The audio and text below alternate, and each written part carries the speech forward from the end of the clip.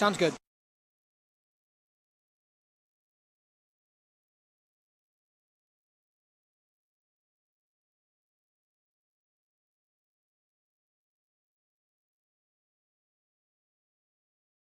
The one-on-one scoreboard.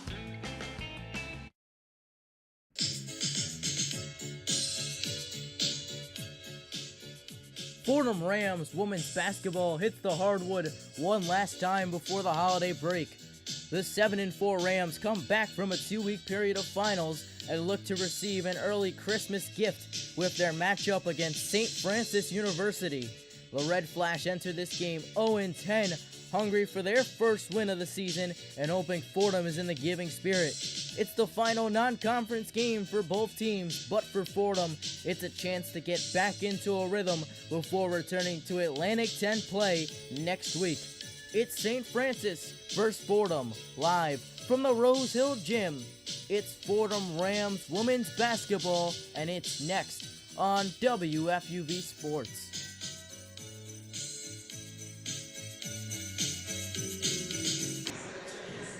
On a festive Sunday afternoon, we welcome you to the Rose Hill Gymnasium on the campus of Fordham University in the Bronx, New York. Anthony Smith, alongside Kurt Sipple, pleased to be bringing you Fordham Rams women's basketball on WFUV Sports. Kurt, this Fordham team hasn't played a game in 15 days, looking for a win in their final non-conference game of the season here today. Anthony, they are looking for a win. They're looking for a win against the opponent that is 0-10 right now in the St. Francis Red Flash, but we'll see what happens. They haven't played a game in over 15 days. Their last game against Hofstra, they blew out Hofstra. They beat them 69-49. They never did not lead once. We'll see what happens in today's game, but very excited. A festive day. We're all wearing Christmas sweaters in the gym. They were playing Christmas songs before this. Exciting stuff at the Rose Hill Gym today. We've got the holiday spirit going. Just a couple days before Christmas, we had the chance to speak with Coach Bridgette Mitchell of Fordham regarding how they handled the 15 days and what is their game plan going forward as A10 play approaches. Take a listen to that.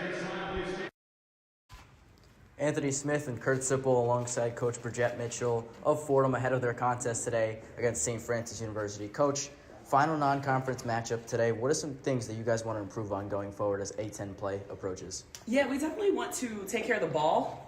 So we're going to look to play fast, but limit our turnovers as best we can today. We've been averaging a lot of turnovers and still playing fast, so we want to kind of control those turnovers and still be able to play fast. I also think defensively, we've been working on a lot of stuff over these past 2 weeks, so we want to be able to make sure that we're able to change defenses and all be on the same page. So those are two things that will be really important. And then the last, which is offense and defense, is our communication. So we've been really big these past 2 weeks on direct communication. So, been making them run if they don't say their teammate's name when they're passing, or just little things like that to really emphasize the importance of direct communication.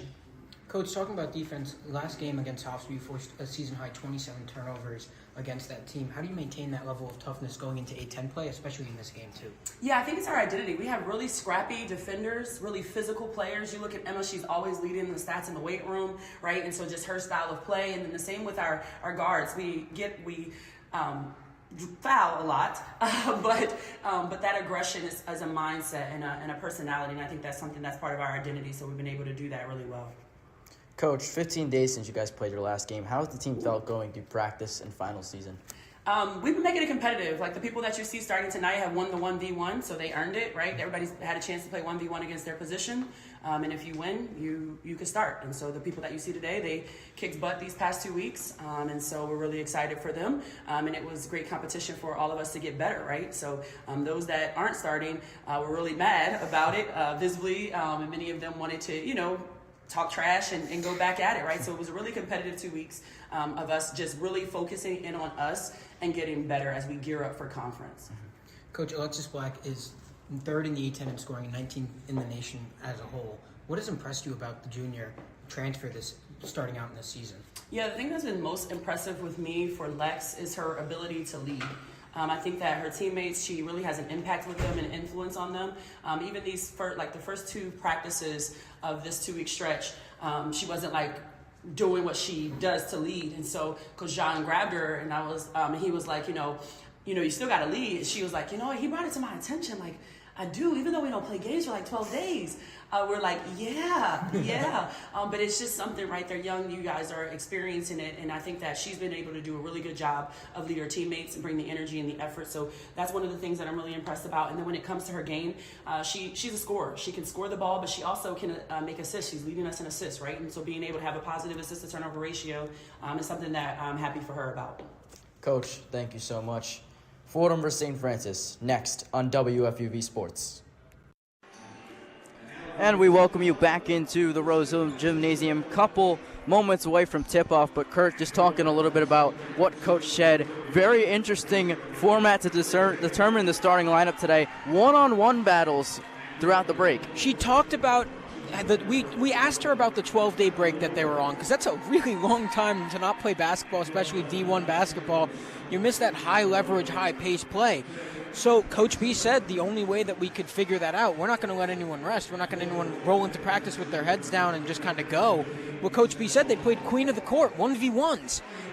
In each position group, so it was forwards, point guards, centers, they had everyone playing one-on-one against each other to determine who was going to start. And she said it didn't matter who it was. If Alexis Black did not win her position group, Alexis Black wasn't going to start. This is someone who is the 19th best scorer in the nation, third in the A10 in scoring, and she might not have started if she was not going to go hard and tough enough at the one-on-one tournament that she was in. And you could see that the people that won were rewarded. Maison Hill, Alexis Black, Emma Wilson-Saltos, Kayla Berry, and Lucretia Edwards are the ones that are starting for Fordham today. So it's pretty interesting and pretty fun format, I'm not going to lie. Keeps things fun and fresh, I guess, for the team. No break indeed. Coach Mitchell also mentioned the fact that communication was going to be a big part of this rest of the season, and the fact that she was making some of the girls run laps if they forgot to yell out another player's name. So a lot of harsh conditions going out through this 15-day period, but excited to see how it affects today's game against St. Francis. Coach B is all about effort, and Coach B is all about making sure that you are taking the initiative. If Fordham, she was talking about this before turning over the ball a lot. Every time that Fordham has a bunch of turnovers, each turnover in practice is 3 push-ups for each player. So if they have 20 turnovers, 3 times 20, they're doing 60 push-ups. So it's pretty interesting what they have to do, making sure that they're going to keep that effort. So Coach B is all about that and all about making sure her girls are going to be on pace and do well. And she also mentioned a little bit about some other players that maybe haven't got a lot of starting minutes, like Lucretia Edwards and London Lilly. We talked about Lucretia Edwards, had a great game last week.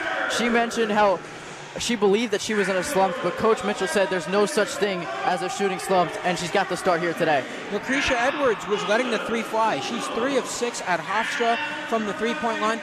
She was having a bit of a scoring drought. She was saying that it wasn't real because shooting slumps aren't really real. I mean, it's all in the mind at the end of the day. When you're playing professional sports at the NCAA level right now, it's almost like playing professional sports with NIL money. But when you're playing the college level sport, it's all about mind. Everything is mind. And if you're going to say, I'm just going to let it fly, she said, Lucretia Edwards just said, I'm going to let it fly. And guess what? She let it fly, and she hit 3 of her 6. She hit 50% from the 3-point line.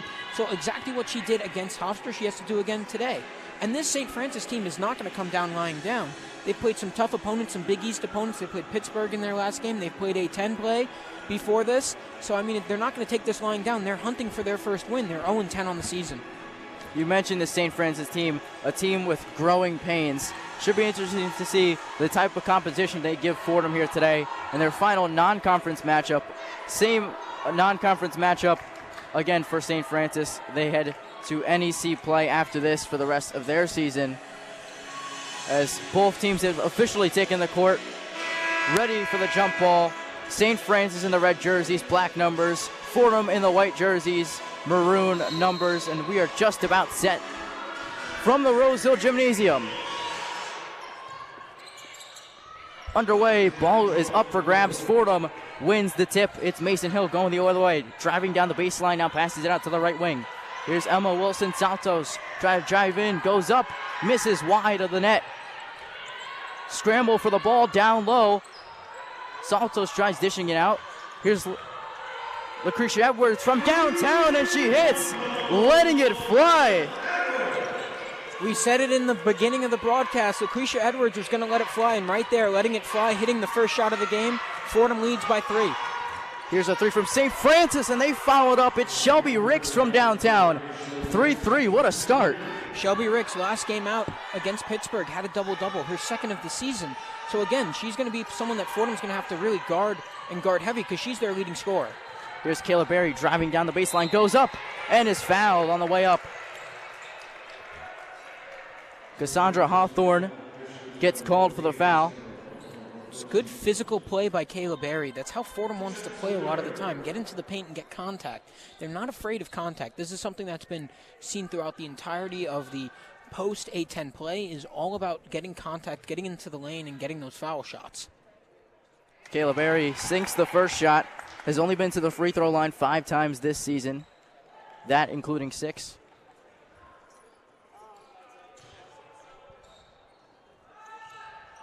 And she hits both. 5-3 lead for Fordham here with 9 minutes to go in the first quarter. Fordham's trying to get out onto that fast start like they had against Hofstra. Never didn't lead against Hofstra. And they got some tight defense here before reaching the midline. Alea James dishes it out. Here in the left wing, here's a triple. No good off the front of the rim. Mason Hill going the other way. With speed. Loses control but regains it. Mason Hill dishes it out. Emma Wilson-Santos driving through the right lane and just misses off the side of the rim. To go back to that Fordham defensive play, it looked like St. Francis had a wide open 3. Far side corner 3 for Shelby Ricks. Too strong. Ball goes out of play and it'll be St. Francis ball. Lucretia Edwards seems to not agree with the call there. So right there, Anthony, twice Fordham let 2 open 3s happen for St. Francis. They want to close out those shots because eventually St. Francis will be able to hit those 3-point shots. If you give a shooter an open shot, they're going to hit them eventually. Quickly, 2 substitutions for Fordham.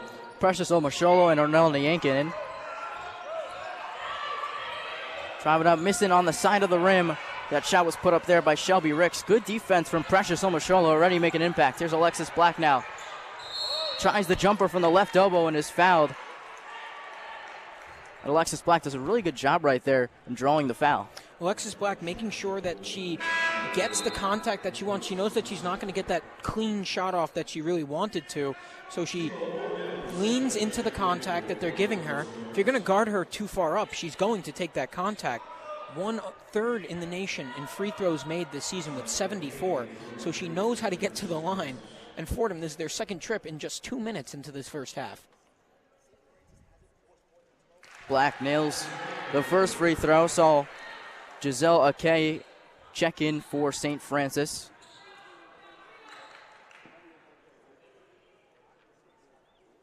Alexis Black misses the second free throw. And that's Shelby Ricks who gains possession. 6-3 lead for Fordham. Over 8 minutes to go here in the first quarter. Giselle Akay passes it out. Micaiah Ward. That ball is tipped and taken away. It's Ornella Yankin going down the court. Passes it off to Tia Morgan, and she tips it in. It's a great shot by Tia Morgan. Fordham trying to play very fast-paced, but so is the St. Francis team, really rushing the ball up the court a lot of the time, trying to make Fordham not be able to set their defense. And it's been working, but St. Francis is unable to get the shot off. Shelby Ricks on the far side tried passing it off to Micaiah Ward, but it goes out of bounds. Good defense from Fordham early here. 7.5 to go here in the first quarter. 8-3 lead. The Rams have possession now. It's Tia Morgan at the center, just slowly trotting it up. Working on Alea James. Here's Alexis Black now, going up to the rim, floats one up, and no good. Ornella Yankin tips it out, gets the rebound. Lucretia Edwards now, right wing triple. No good. Rebound secured by Giselle Akay. Alea James now. Over on the right wing. Down the baseline goes Sejul Thornhill. Now at the top of the key. Going up and missing was Giselle Akay. She gets the rebound. Passes it out to Alea James from the free throw line and hits the 2. That was exactly what St. Francis wanted on those second chance points. Fordham cannot give those up against this St. Francis team. Fordham just has to continue scoring and grab their rebounds. That's what they do best. Alexis Black on the near side wing. Up top to Ornella Yankin. Ornella takes the screen, but it's going the other way. Blocking foul called here on Fordham. It's a very good defensive play for St. Francis, trying to get as many shots off as possible against this Fordham team because they know they're not going to get as many. They're not going to get as many as the game goes on because Fordham's just going to keep tightening up the defense because that's exactly what Coach B hangs her hat on a lot of the time is the defensive output.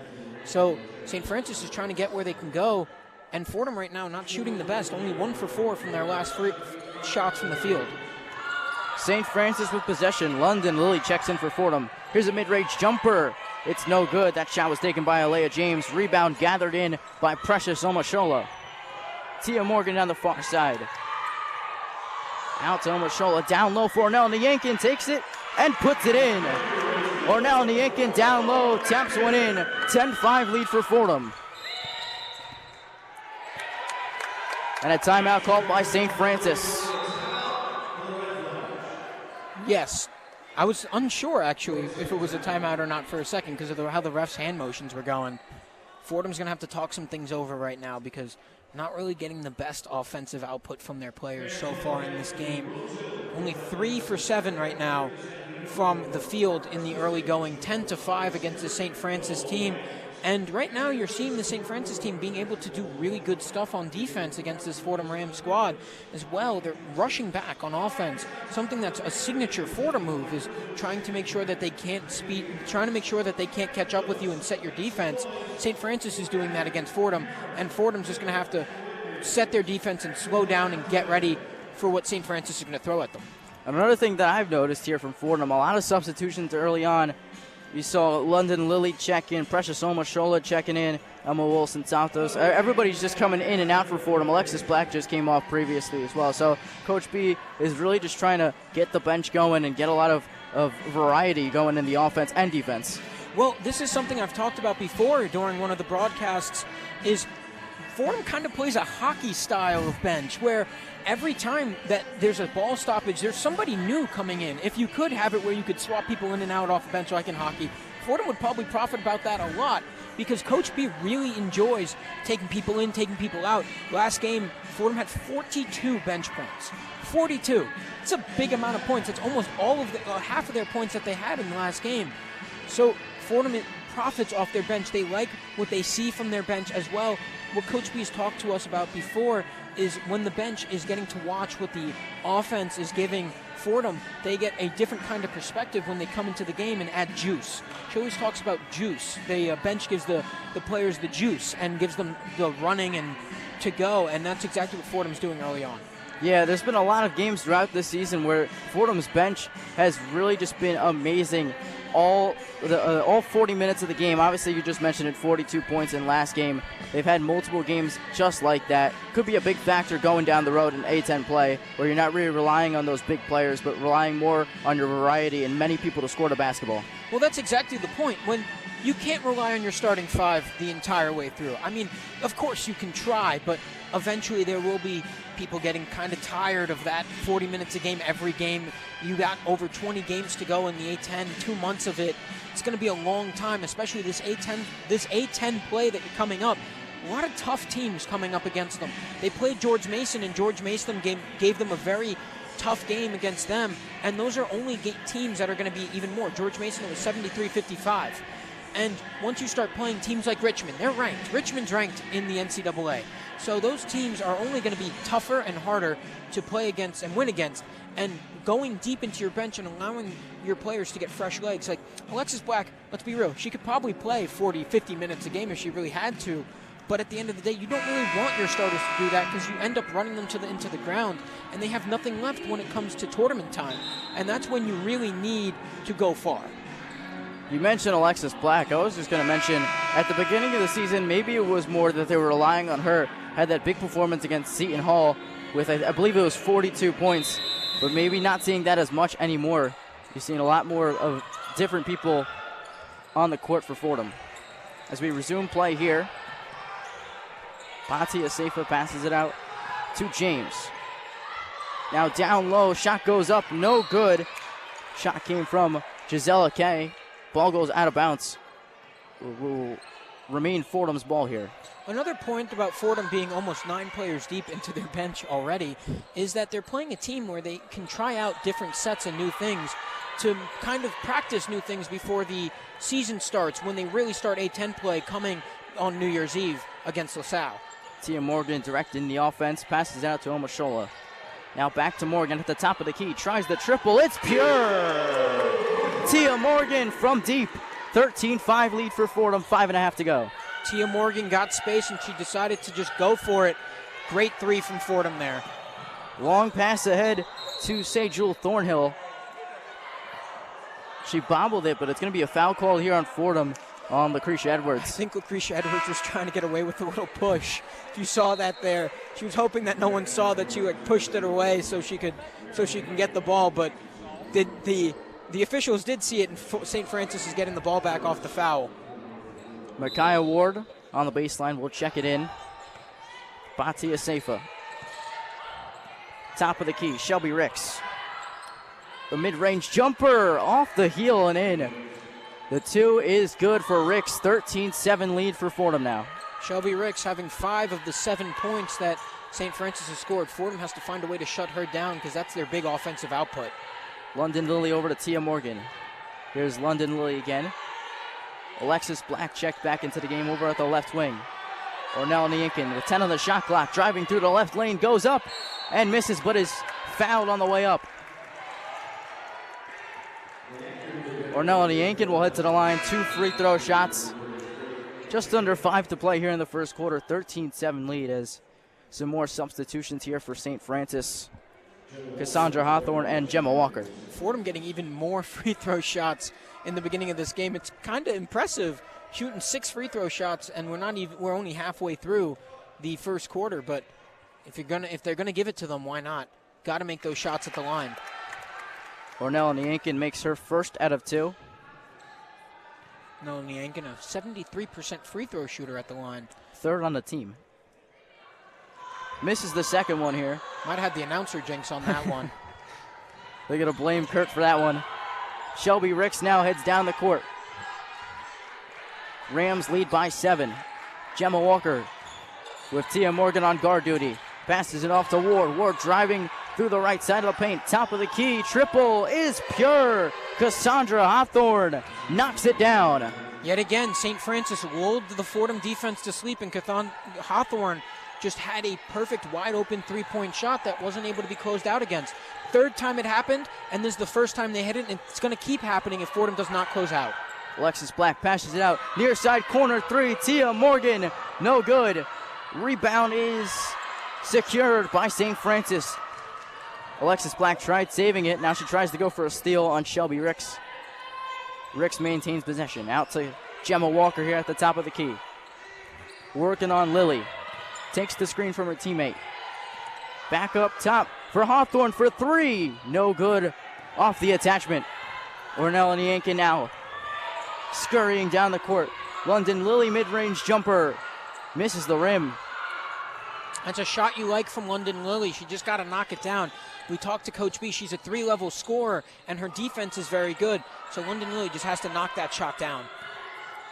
Here's Shelby Ricks now, top of the key. Passes it off to Hawthorne on the left wing. Here's Thornhill. In the far corner, 10 on the shot clock. Mid-range jumper. Bounces out of the rim. Fordham the other way, it's London Lily. Down the left side. Goes up and is fouled. Takes a hard foul there. Really tough foul there. She looked like she was about to pass the ball going up with it, but then saw the contact, fell to the floor. London Lily, just impressive. All year, London Lily has been very impressive overall. A freshman from Maryland, has been very good for this Fordham team all year. Only scoring 2 points a game, but that's just not really, that's not how you really look at it for her. She had her first start against Hofstra. She is so much more than just the scorer. She's also so good on defense. This Fordham team, she provides such good defense as she misses her first free throw, provides such great defense for this Fordham team and provides such a spark for this squad. That's why she gets so much playing time, and Coach B is not afraid of playing her freshmen. London Lily for the second free throw and trickles one in. 5-point lead here for Fordham with 3 minutes to play as Corinne Easley checks in for London Lily. Speaking of freshmen, Easley, the freshman from Philadelphia, checking in early in the first quarter. It's been a big help in terms of assist with this Fordham team. Ranks 3rd on the team. Asafa looks for answers, passes it off to Ward. It's no good. Off the steal. It's a really good pass. The shots are just not falling for St. Francis. Left wing, it's Easley. Drives through the middle of the paint, floats one up, and it's no good. Ricochets off the front rim. St. Francis going fast down the court. Left wing triple, circles the rim and out. Good chance there for St. Francis to make it a 2-point game, unable to. Now Kayla Berry down the baseline, circling the arc. Just under 2.5 to play, 5-point lead for Fordham. Easily down low to Wilson Santos, working on Walker, puts up the floater. No good and out of bounds. Going the other way. Anthony, I don't know about you, but this is some fast-paced basketball that we're going on here. It's quite hard to really follow what's happening because you're following the bouncing ball, but it's going back and forth constantly. Fast-paced game is now St. Francis going down the court. Bati Asafa went up for the shot, unable to hit it. Alexis Black, left wing, gonna try the triple. Trickles in and out. Ball is up for grabs. And Alea James takes it out. Both teams having trouble with the rim today, bouncing back and forth in and out of the rim constantly. Right wing triple. No good, bouncing out of the rim again. Alexis Black now. Dumps it off. Kayla Berry down low and puts it in. That's great court vision from Alexis Black. Sees that there's 2 defenders on her, and Kayla Berry is wide open. Gets it right to her under the basket for an easy 2 points for Fordham. Rams by 7, 1.5 to go. Asafa passes it out. Wide open and good. Alea James hits the 3 from her own zip code, 17-13. Precious Omashoa looked like she got fouled there when the knockdown push, but nice move by Corinne Easley down low. Gets the 2 points for Fordham. Minute to go, Rams by 6. Here's a right wing triple for Hawthorne. Bullseye.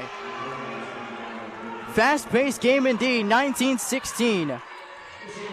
Fordham going the other way. Tia Morgan out to Easley in the right wing. Thought about the triple. Gets pressured, gets it off to Black. Kayla Berry, the short corner shot. It's no good. Kayla Berry gets her own rebound, goes up, and is fouled on the way up. Wow. That pace of play that we just saw was a 3-point shot from St. Francis, a 2 from Karen Easley down the floor, and now a foul. I don't know how this Fordham team really needs a breather because that's a lot of running. Both teams doing a lot of running early on in this game. Fordham in the bonus with the 2 shots now, but wow, the pace of play in this game. It's another common theme that we've seen a lot of because Fordham likes to play fast. They like to run the ball. But when another team is running fast and liking to run the ball, it's kind of an impressive thing, and we're seeing it right there. As Kayla Berry knocks down the first free throw. Kurt, such a fast sequence, unable to even hear you speak throughout those past couple minutes. Really. It's somewhat I'm just like observing and just in kind of in awe because it's just impressive basketball. It's so much fun when you get to watch teams run back and forth like they do. And Fordham just doing such a great job so far in this game. And exactly what they're doing, their bench has scored so many of their points, almost 11, I believe. 11-0 in terms of bench points in favor of Fordham. 21-16, 30 seconds to go. Ball gets knocked out of bounds by Alexis Black on the pass intended for Alea James. Fordham also doing good stuff in the paint, scoring 8 points in the paint so far. That's where they did great stuff against Hofstra as well, scoring most of their points against Hofstra in the paint. Bounces it out, Giselle Kay at the top of the key. Tries the triple, misses the rim. So Ugne Sertoteta working on defense there. First time she's checked into the game here today. Ugne guarding up top as well. She can swing it right back down to the paint because of her height. Doing multi-level defending for Ugne. Now 10 seconds to go, easily. Shot clock is gone. So Fordham wait for the last shot, easily. Driving through, mid-range jumper, bounces out. Alea James the other way, puts it up, and just hits off the glass, no good. Very interesting first quarter here, Kurt. 21-16, Fordham with the 5-point lead. fast-paced play just going back and forth between these two teams. You know, I would not have been surprised if that last shot went in just based off of how this has been going in this quarter. But Fordham doing good stuff so far in this game. Need to guard a little harder on St. Francis, not allow as many shots to go in. St. Francis so far today, 4 of 10 from the three-point line. Got to close out from 3 because eventually the ball is not going to rack around the rim so much and those shots are going to go in. So you got to close out on your man and you got to play tough defense, but you like what you see from Fordham in this first quarter, and you're going to probably like to see what they're doing in the next quarters too. A lot of tough breaks going on in the rim in the first quarter. Just a really wacky first quarter here on this Christmas game, but we will take a quick break. Fordham leading St. Francis by the score of 21-16. And we will send it across the street to the Rose Hill Studios for the one-on-one scoreboard update with Ethan Wax. The one-on-one scoreboard. Hello, everyone, and we'll take a look at A10 scores from around the women's basketball scoreboard as NC State leads Davidson 45-39 with 2:16 to go third quarter. 16-14 Dayton leads Evansville with 1:26 to go opening quarter. Duquesne leads Pittsburgh 23-19 with 30 seconds to go in the first quarter. End of the first quarter, Northwestern and George Washington. George Washington leads 16-10. Later today, Delaware and St. Joseph's do battle at 2 o'clock. And to wrap up A10 play, Penn State and Richmond at 2:30. And as a side note, Davidson with a 7-0 home record on the line for today. And that's all for now. I'm Ethan Wax with your one-on-one scoreboard.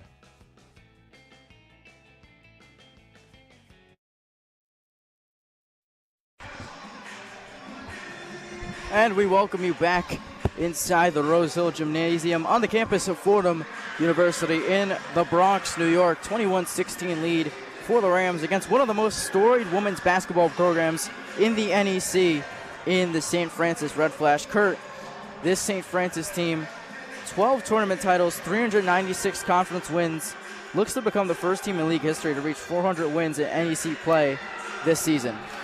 China Bozeman, first-time head coach for the St. Francis Red Flash, who was an assistant last season. This program just has come across it's tough right now because they have 10 new people on their squad from last season. Almost nobody. I was doing my prep earlier in the day, and I was looking grad student. You have juniors, transfer. Everyone has transferred from a different program. 0-10 so far in the year. I mean, it happens when you play really good opponents, but you know what happens when you play really good opponents in the preseason is you're really ready against the teams that you're going to play in your conference, and that's something that you can look forward to if you're St. Francis, and right now playing Fordham pretty well, 16-21, and they've played some close enough games against the better opponents.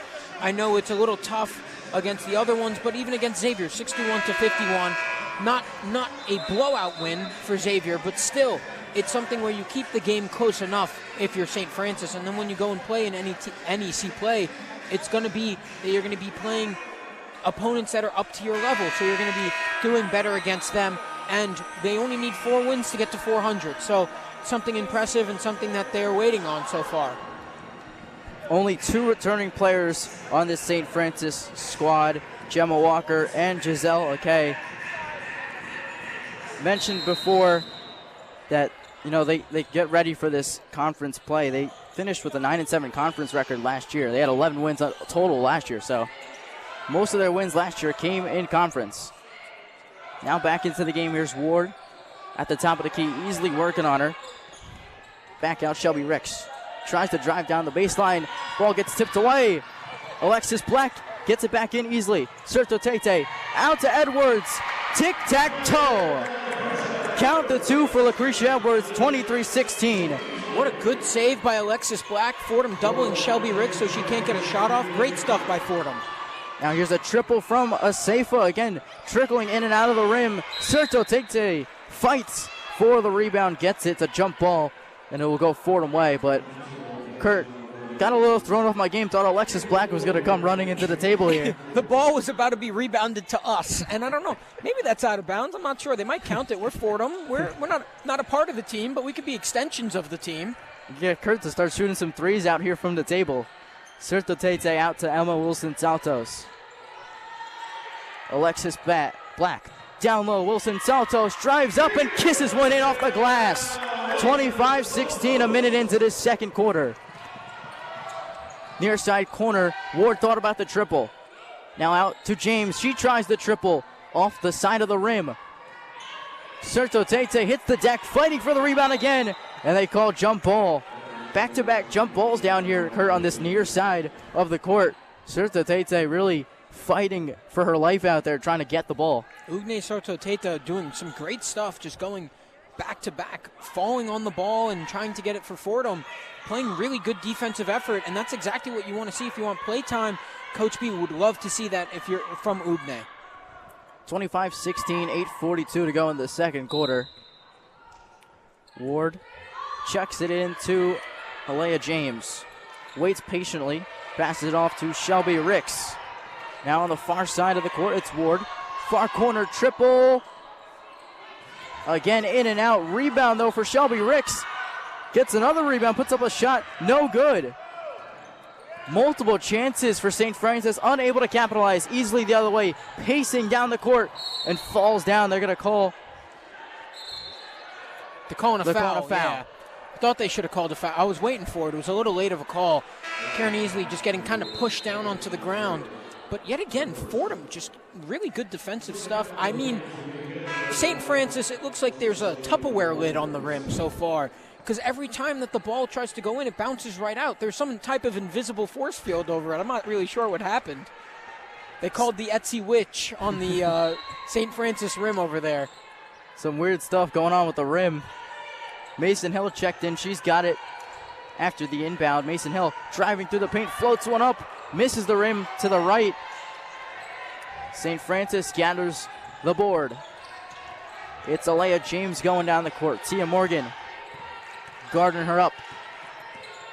Now Ward out in the short corner now. Shelby Ricks goes up, floats it in, puts it off the window, and St. Francis gets some points here in the second quarter, 25-18. Shelby Ricks was able to shake her defenders and get free and then get the ball back and go right into the paint with it. Alexis Black in the right wing, working on Ward, takes the screen, tries the triple, kicks off the rim. Rebound gathered in by Shelby Ricks, working like a running back, protecting that ball.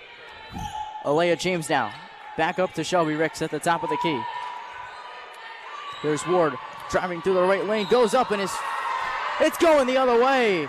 Alexis Black takes the charge. Gets her body in the way, falls down.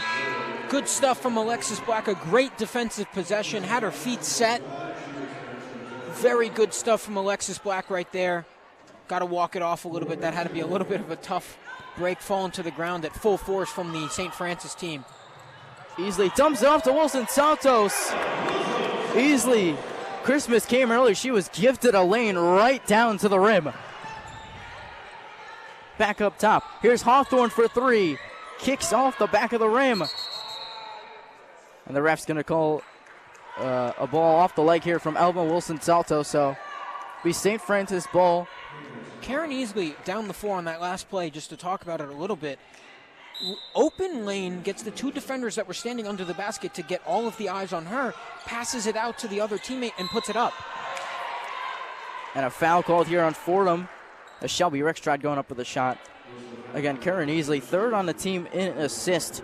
Was averaging 3.3 actually in her first four games, 1.5 over her past four, so haven't really seen the amount of assists that she was giving at the beginning of the season. As Shelby Ricks heads to the free throw line, 72% from the charity stripe. The rim again, just bouncing off the rim a couple times there. No good. I'm really unsure what's going on with this rim today, because it's every shot that they've taken has bounced out. Oh my God, back to back, 27-18, Fordham going the other way. Ricks unable to connect on the two free throws. Alexis Black down the baseline, floats one up and hits.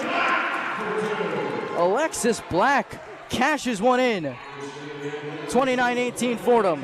Hawthorne. Pass is deflected by Fordham.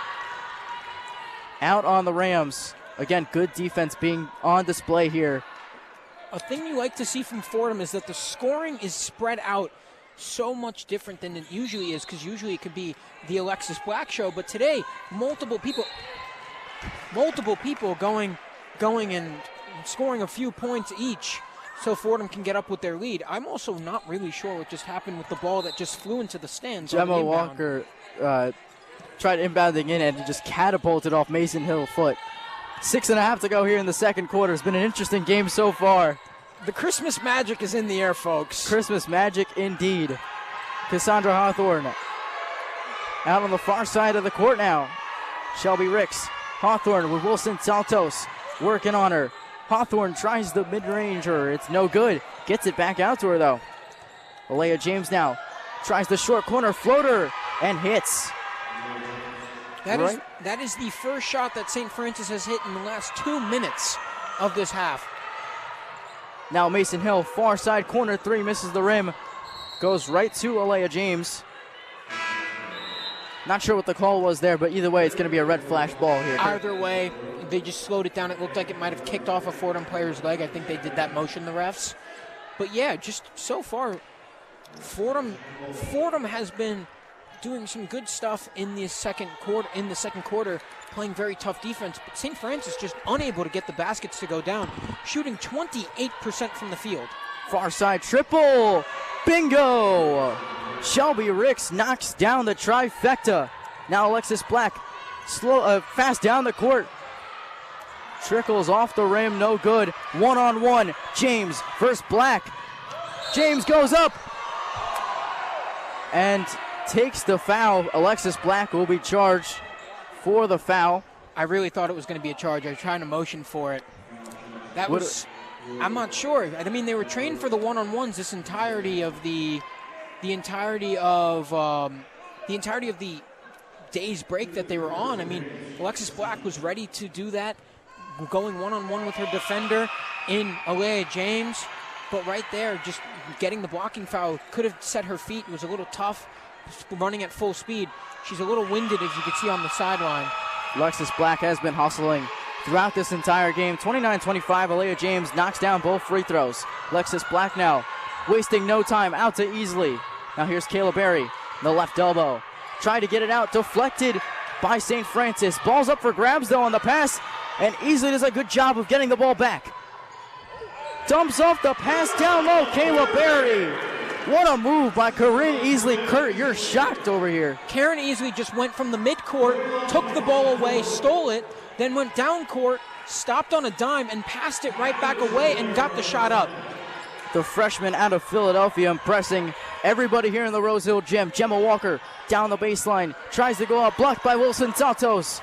And who else but Easley to gather in the rebound. Alexis Black now down the near side.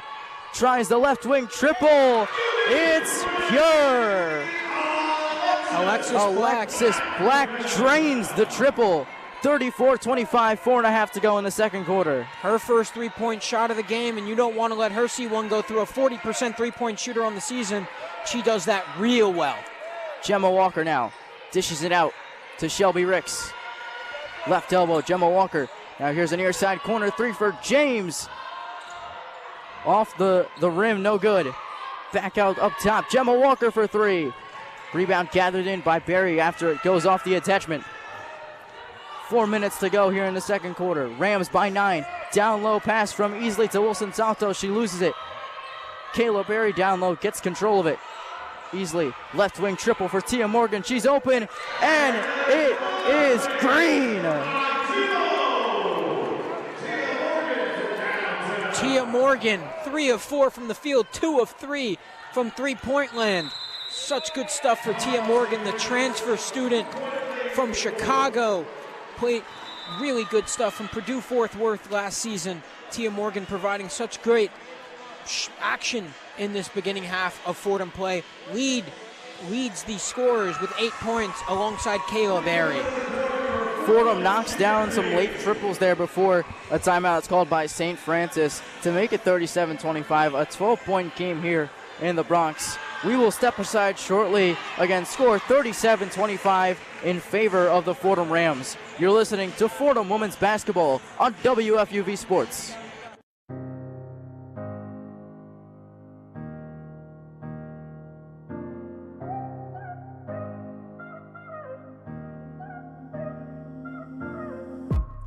Hey, what's up? It's Owen Kelty, one of WFUV Sports' New York Knicks beat reporters. Jalen Brunson and the New York Knicks look to dominate the East and bring a championship back to New York. Keep up all season long on my X account at Owen Kelty for all the highs and lows of New York Knicks basketball. WFUV Sports is your home for all things Knicks.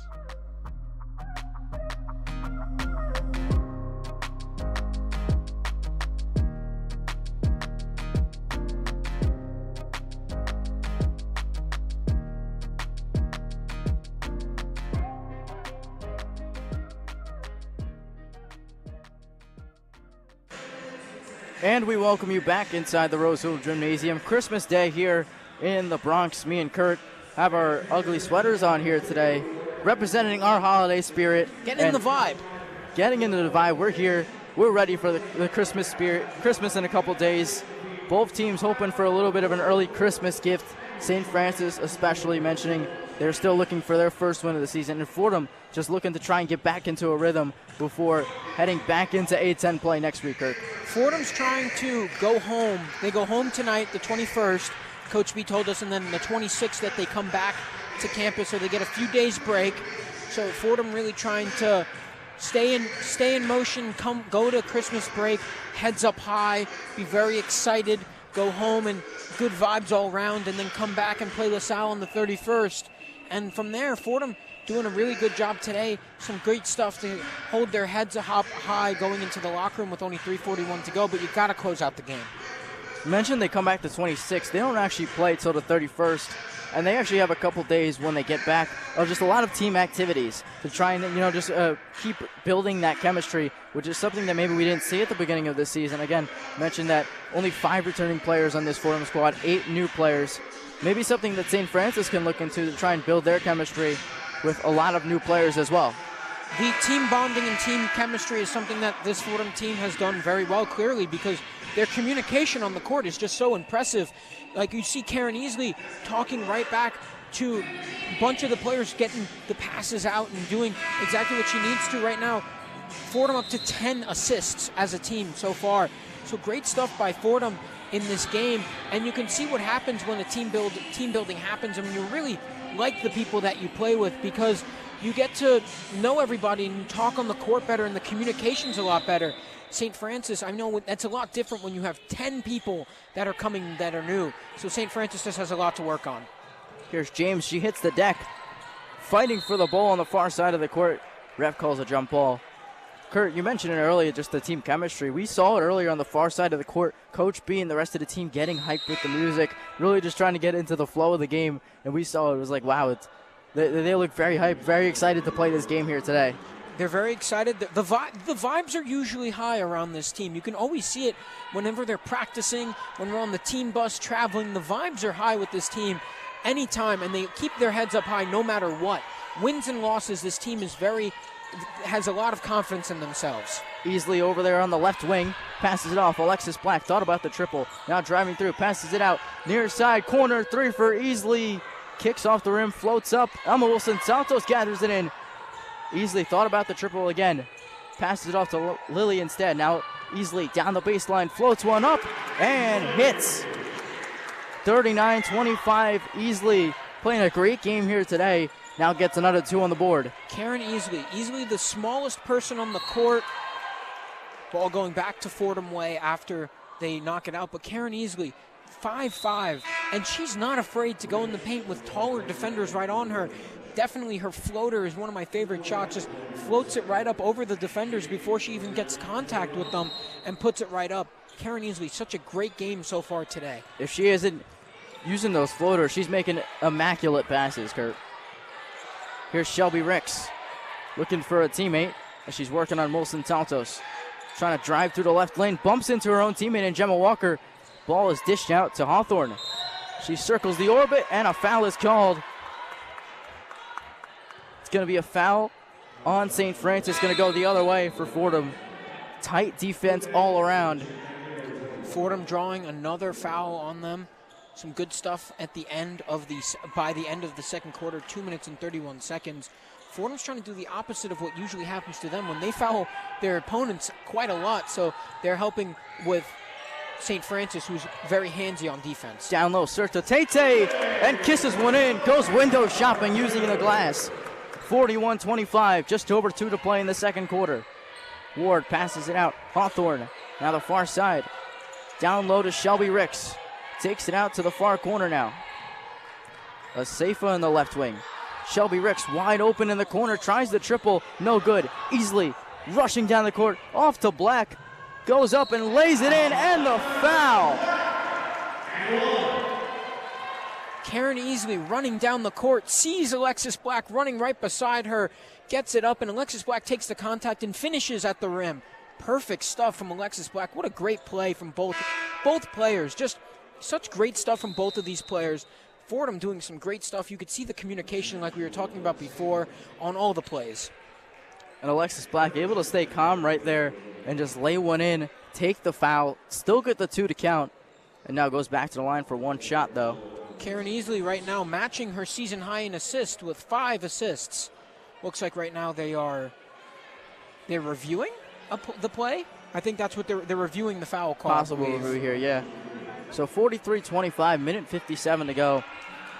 It started off as a close first quarter. Now Fordham's starting to pull away a little bit here in the second quarter. What has stood out to you, Kurt, that's really led to this Fordham team taking such a commanding lead? Fordham, one thing that have stuck out to me so much is the points in the paint. Fordham has scored 22 points in the paint so far in today's game. When they've seen that the three-point shot might not be falling down, they've hit 4 of their 10. They've hit a good amount of them, but in the beginning of the game when they weren't hitting them, getting into the paint and going at the defender is something that Fordham has done so well in the entirety of their beginning of the year, and they're going to continue doing it in this game as well, and doing such good stuff with 22 points in the paint so far in today's game. This Fordham team on a 14-0 run right now. And you mentioned before the points in the paint. We've seen from St. Francis a lot of threes being taken. Maybe could be the answer to try and get some more points from the paint, trying to get those 2s instead of just trying to always get the 3s. Obviously, you mentioned the rim seems to be ineffective today, not in St. Francis' favor, but for Fordham, they're not really trying to triple as much, only when they get those open looks, and we saw that earlier with Alexis Black knocking one down. So Fordham, huge lead here as they in review to see if it was fouled with 1:57. That's something that happens actually a lot for Fordham is the extra pass and the extra feed. They don't want to try to throw a shot up that's going to be a bad shot. So usually you will see if a player does throw up a poor shot, Coach B will pull them aside, maybe if a foul happens or a stoppage in play, pull them aside and talk to the player and to say, we're not going to try to do that, because when they run chin, if you ever see them touch their chin, if you're watching on TV, I know the radio broadcast doesn't see it, but when they touch their chin, that's Fordham trying to pass the ball twice before they get their shot up. So they swing the ball once, swing the ball again, try to spread the offense, spread the defense so they can get a wide open shot, and Fordham's doing very effective stuff there. And Karen Easley, really a person that is always looking to make that extra pass there, Kurt. Karen Easley, yet again, 5 assists. She's matched her season high. That's something that's so impressive. We're not even in the second half yet, and Karen Easley has matched her season high because, again, she's playing even more minutes. Fordham doing great stuff so far in this second quarter of play, and it looks like I think the foul will go through. Yes, they are going to shoot foul shots here. Not sure what they were reviewing. They didn't come over and talk to us about it, but Alexis Black will shoot free throws. Kurt, I don't know if you saw it over there, but the vibes really are immaculate here in the Bronx with this team dancing over there while they're waiting to get back into play to the song. As Alexis Black heads back to the free throw. Circles the rim and falls in. Now 44-25, 15-0 run for the Rams. 1:55 to go here in the second quarter. Cassandra Hawthorne with Tia Morgan playing tight defense. Passes it out to Gemma Walker now on the left elbow. Thinks about the shot, driving up to the rim, goes up and is fouled on the way up. You don't want to give up those free shots for Fordham. I know that right now they've done a pretty good job keeping the fouls low. Right now only up to 5 in the beginning of the game, but still don't want to give the free shots up because this St. Francis team has not done such a great job at shooting from around the perimeter and from 2. So you want to limit the amount of free shots that they get at the rim. Gemma Walker nails the first shot. The sophomore out of Pennsylvania coming off her career high in points with 15 against Pitt. And now that breaks the Fordham 15-0 run that they were on. Now it's a 15-2 run from St. Francis after scoring those 2 baskets. Minute 44 to go here, 44-27. Beasley with it, communicating well with Kayla Berry, driving through the left lane. Alexis Black tries the corner, triple, string music. 47-27, 20-point lead with a minute 30. Alexis Black came to shoot threes and chew bubble gum, and she's all out of bubble gum. Alexis Black, 2 of 3 so far in the day, and she's going to keep shooting that 3. Beasley with another assist there. Here's Gemma Walker, the right elbow, getting pressured by Lucretia Edwards. Now Shelby Ricks puts up the floater off the bank and no good. Rebound from James. She tried using the glass. No good again. Kayla Berry gets it, dishes it out. Long pass ahead to Serta Tate from easily again. And she's able to use the glass and put one in. Down the court, Gemma Walker working on Serta Tate. Dishes it out. Triple from Hawthorne, and she buries it. 49-30. Fast play here in this last couple minutes here. No one's going to stop passing the ball up, and no one's going to pass the ball up, and no one's going to take easy shots. Both of these teams doing great stuff. Give and go from Serta Tate to Black. Now Black with the left ring triple from the parking lot. Misses, no good. Easily able to get it back. No one competing with her for the rebound. Lucretia Edwards tries the 3 and she misses. Now here's Gemma Walker trying to move at her own pace. Shot clock is gone with 15 seconds to go here in the second quarter. Rams by 19. James driving down the right lane and circles the rim, no good. Lucretia Edwards the other way. Out to Berry with 1 second, puts up a shot and misses the side of the rim. Fast-paced play here in these last couple minutes. Barely even to get a conversation between me and you, Kurt, but a 49-30 lead for the Fordham Rams. Fordham doing some great stuff. Usually in the beginning of the games, they were playing from behind a lot of the season before this. They played from behind, but now leading by 19 points in the beginning of this game. And Fordham doing good stuff. You could see actually some players' families around too. Karen Easley's family in the stands. You could see actually with the 3. So it's really fun that they get to see her play and get to see her doing the stuff that she's doing so far in today's game. I think Karen Easley probably gets a star from me in that beginning of that first half, how good she was playing. And Fordham just has to continue that play. Coach B has to tell them, got to slow down just a little bit. I think that that's something that Fordham likes to play fast, but if you're going to slow down, you got to hit those shots, and you got to make sure that you're set and that you know that where you're looking to pass out to. And Fordham's been doing a good job at that, but I think they need to do just a little bit better. Got to make sure they play the full 40 minutes here. 19-point lead, though, entering halftime. Vibes are immaculate here in the Bronx, couple days before Christmas. Let's send you back to the Rose Hill Studios for the one-on-one halftime report with Maggie Danahy and Ethan Wax. Take it away, guys. The one-on-one halftime report.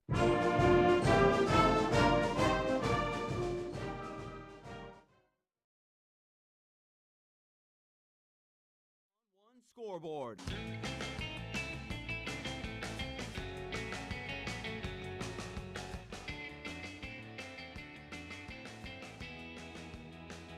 Crushing them 92-51. North Carolina cruising over Clarkstown Southern 86-72 with 1:13 to go in the game. At the half, Kansas leads Iowa State 34-32. Later today, number 2 Texas against South Dakota State at 2 o'clock. UT Arlington and number 5 seed LSU at 2 o'clock. Texas Tech visits number 15 Baylor at 4 o'clock. Number 23 Washington heads out to play Pacific at 4 o'clock. Indiana State visits Michigan State, number 24 team in the country. Number 20 Notre Dame Fighting Irish host Bellarmine. And Ole Miss, number 14 team, hosts Old Dominion. And to wrap up the night at 8:30, number 19 USC visits California. I'm Ethan Wax with your one-on-one scoreboard. Thank you, Ethan, for that update. Hello and welcome to Rose Hill Studios. I'm Maggie Danahy and I'm joined by Ethan Wax. After 2 quarters, Fordham leads St. Francis 49-30 in a fast-paced game where the Rams have led from the jump. Fordham is starting to pull away from St. Francis after a close first quarter.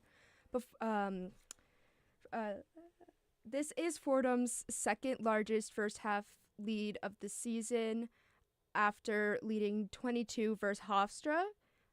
In this game, we've had a much more diverse scoring profile than we are used to. A variety of players are getting points on the board, including 11 bench points in that first quarter. What do you think about our scoring profile becoming a little bit more diverse than what we're used to seeing, which is a couple of players putting up a lot of points and having a more well-rounded offense? Yeah, I think it's important from the Fordham perspective because you don't want to just be focusing on one or two women. You want to spread the wealth, make sure everyone's involved in the offense and executing at a high level. They're shooting 50% from the field, which I think is very good, and not taking this team lightly. Scoring 49 in the first half and really spreading out the wealth is very important. Yeah, our leading scorer is Alexis Black, who increasingly becomes to be what many see as our fearless leader this season. She has extended her double-digit scoring streak to 12, which spans to every game that she has played as a Ram. In the second quarter, she began to do what we have grown so accustomed to her doing after a quieter first half than she might be used to. What do you think that was the kind of difference that got her going in the second half? Second quarter, sorry. Yeah, I think she started to become more aggressive, 4 of 9 from the field. She's making her free throws for the most part, and I feel like her teammates are really starting to look for her as she's the leading scorer and really trying to come into her own thus far in this half. Yeah, Fordham has 12 assists, or let me just double check that. They had 12 assists, but they have 14 assists in the first half. And we're really starting to see this newer team that has 8 new players begin to gel and get used to playing with each other, which is a little bit different from the start of the season. What do you think is important for the team to focus on as they get used to playing with each other and maybe more comfortable on the court? Yeah, I think it's partly because of the opponent. I mean, this team hasn't won a single game this year. I think it's important that Fordham isn't taking this team lightly and really going at them at a fast pace.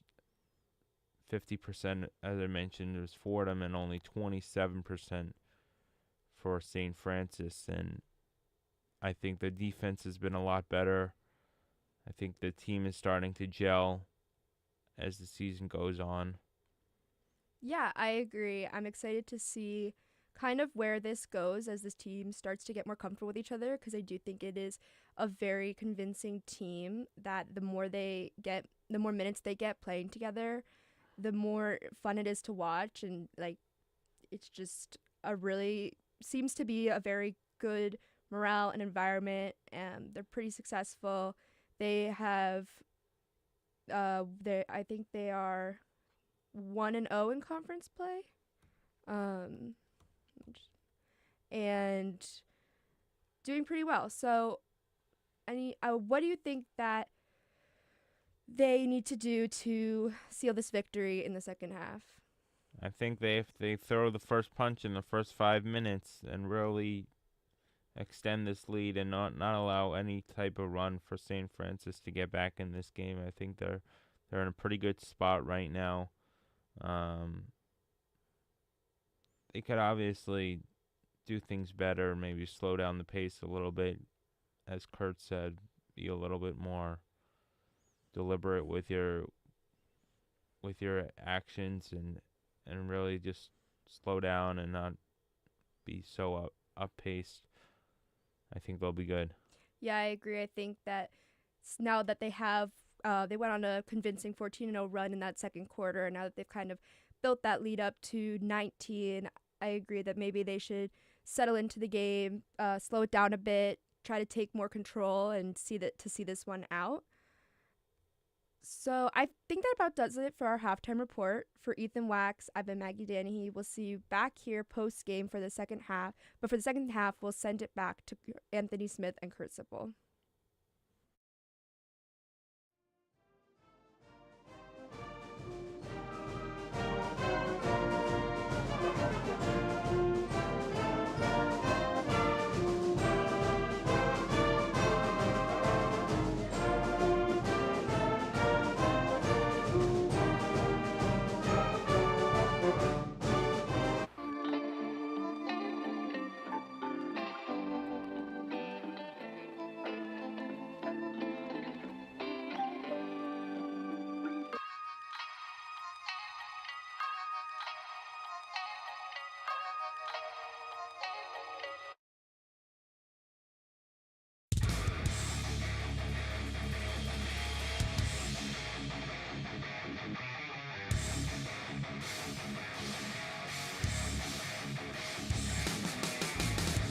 Hey Devils fans, Tucker Austin here from WFUV Sports, one of your New Jersey Devils beat reporters for the 2025-26 season.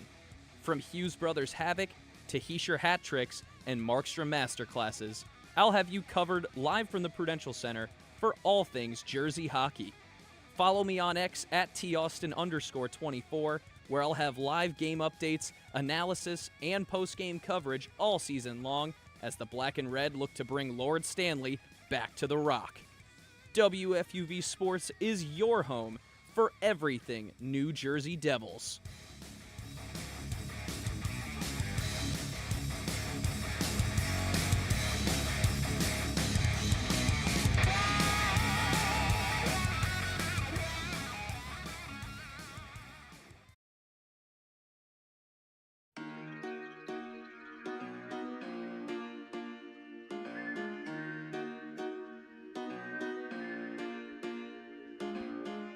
Hey everyone, it's Lydia Perner. And Grace McCarran. And we are two of your hosts for 5 on 3. WFUV's best, if only, hockey podcast. With all the storylines in the tri-state area, you won't want to miss an episode. How will Matthew Schaefer fit in with the Islanders? And will the Rangers have a bounce-back season under Mike Sullivan? Finally, will the Devils be able to stay healthy and hit their full potential? Stick with us all season for all things NHL and Will Cooley updates on WFUV Sports.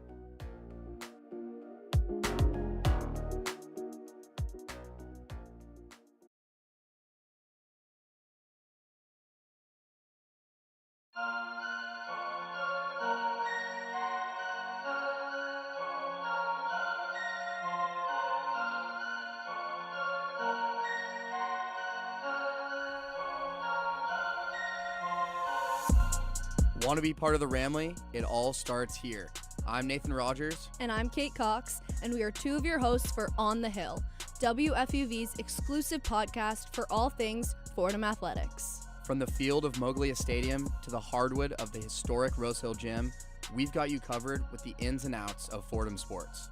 Every week, every play, every round.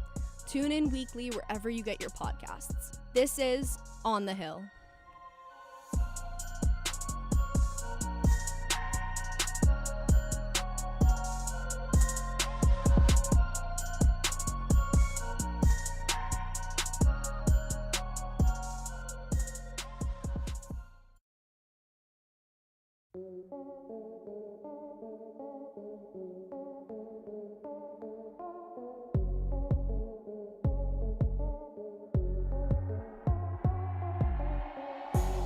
I'm Isabella Terracini. And I'm Barrett Spreitzer. We're two of your hosts for College Gridiron, the exclusive home for all things college football on WFUV Sports. Join us as we break down the biggest matchups of the week, Heisman hopefuls, and college football playoff previews.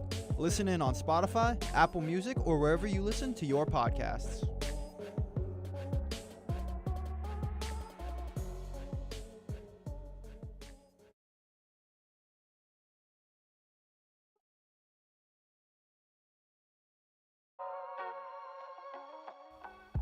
Hi, I'm Mary Hawthorne, one of your hosts on WFUV's tennis podcast, Cross the Line. From breakdowns of majors to courtside U.S. Open coverage, we've got you covered on all things tennis from the ATP and WTA. Tune in to weekly episodes of Cross the Line on YouTube and featured segments on One-on-One. Cross the Line, WFUV's home court for tennis.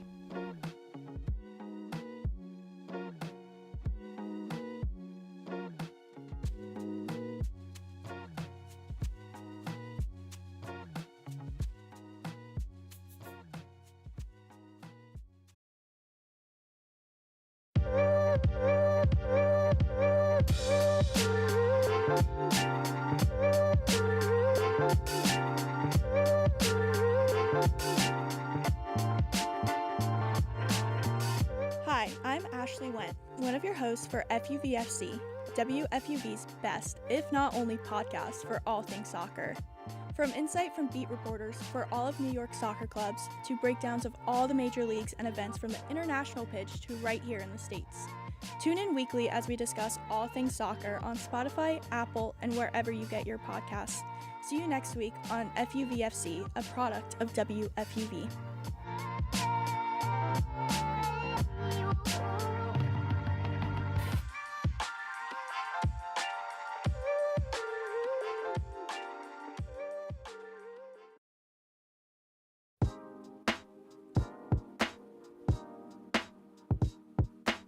Hey sports fans, it's Bobby C. I'm the sports director here at WFUV. From live broadcasts of Fordham athletics to coverage of all the professional sports teams in the NYC, we've got everything a sports fan could ask for. Like talking sports? Check out One-on-One, New York's longest-running sports call-in show, as well as our diverse collection of podcasts. If you're a Fordham student interested in joining our program, feel free to shoot me an email, bobbyc@wfuv.org.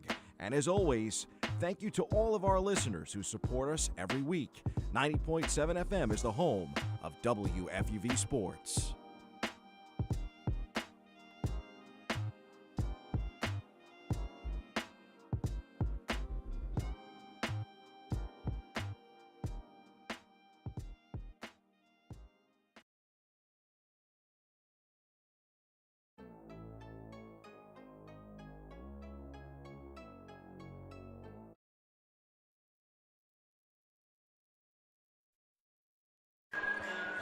And we welcome you back inside the Roseville Gymnasium on the campus of Fordham University in the Bronx, New York.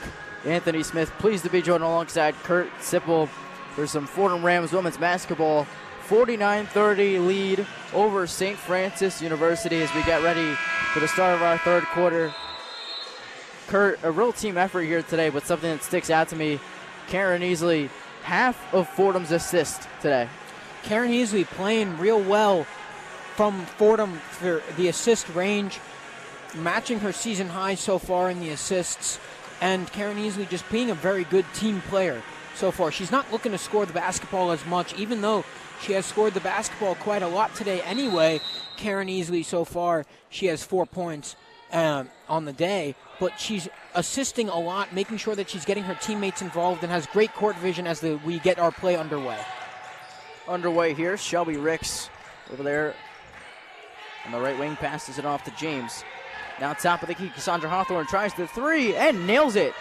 Quick start here for the Red Flash, hitting a triple right out the gates, 49-33. If you are St. Francis, that's exactly what you wanted to come out and see, especially if you're China Bozeman, their head coach. You want to see that three go in. You want to see that the team has a fire lit underneath them. Emma Wilson-Salto is trying to drive up to the rim, unable to get it. Alexis Black pump fakes, now shoots the the three, and buries one. Alexis Black, ice in her veins. She went from missing three to hitting three. Alexis Black doing such a great job yet again. Now she's leading the team in points with 15 on the day. Couple nifty moves for Alexis Black. Another game with double-digit points. She's done out in every game this season. Down low pass to Cassandra Hawthorne, and she taps one in. St. Francis comes up with an answer to that three-pointer, 52-35, just over a minute in. Alexis Black keeping her hands up on Cassandra Hawthorne, not allowing her to get an easy shot, but just getting it right over Cassandra Hawthorne, getting it right over her. Not much more you can do if you're Alexis Black. On the far wing, Lucretia Edwards tries the left elbow J and hits. 54-35, Lucretia Edwards knocks down the 2. What's funny, Anthony, is that Fordham, they're going on St. Francis's rim in the beginning of the day, and now they're making their shots on it. Taken away by Mason Hill. Drives up to the rim and is fouled on the way up. Nice job by this Fordham defense, forcing another turnover. Mason Hill will head to the line for 2 free throws. Fordham doing a great job stealing the basketball so far in today's game. So far, Fordham has 5 steals on the day, multiple people with 1 steal in today's game. Fordham just playing very scrappy basketball. Especially, they're still up by almost 20 points, Fordham, but yet again, they're not going to stop. They're going to keep it going. One thing that we talked about, Anthony, you're too young to remember this because you weren't here yet, but last year, Coach B talked about teams wearing their seatbelt.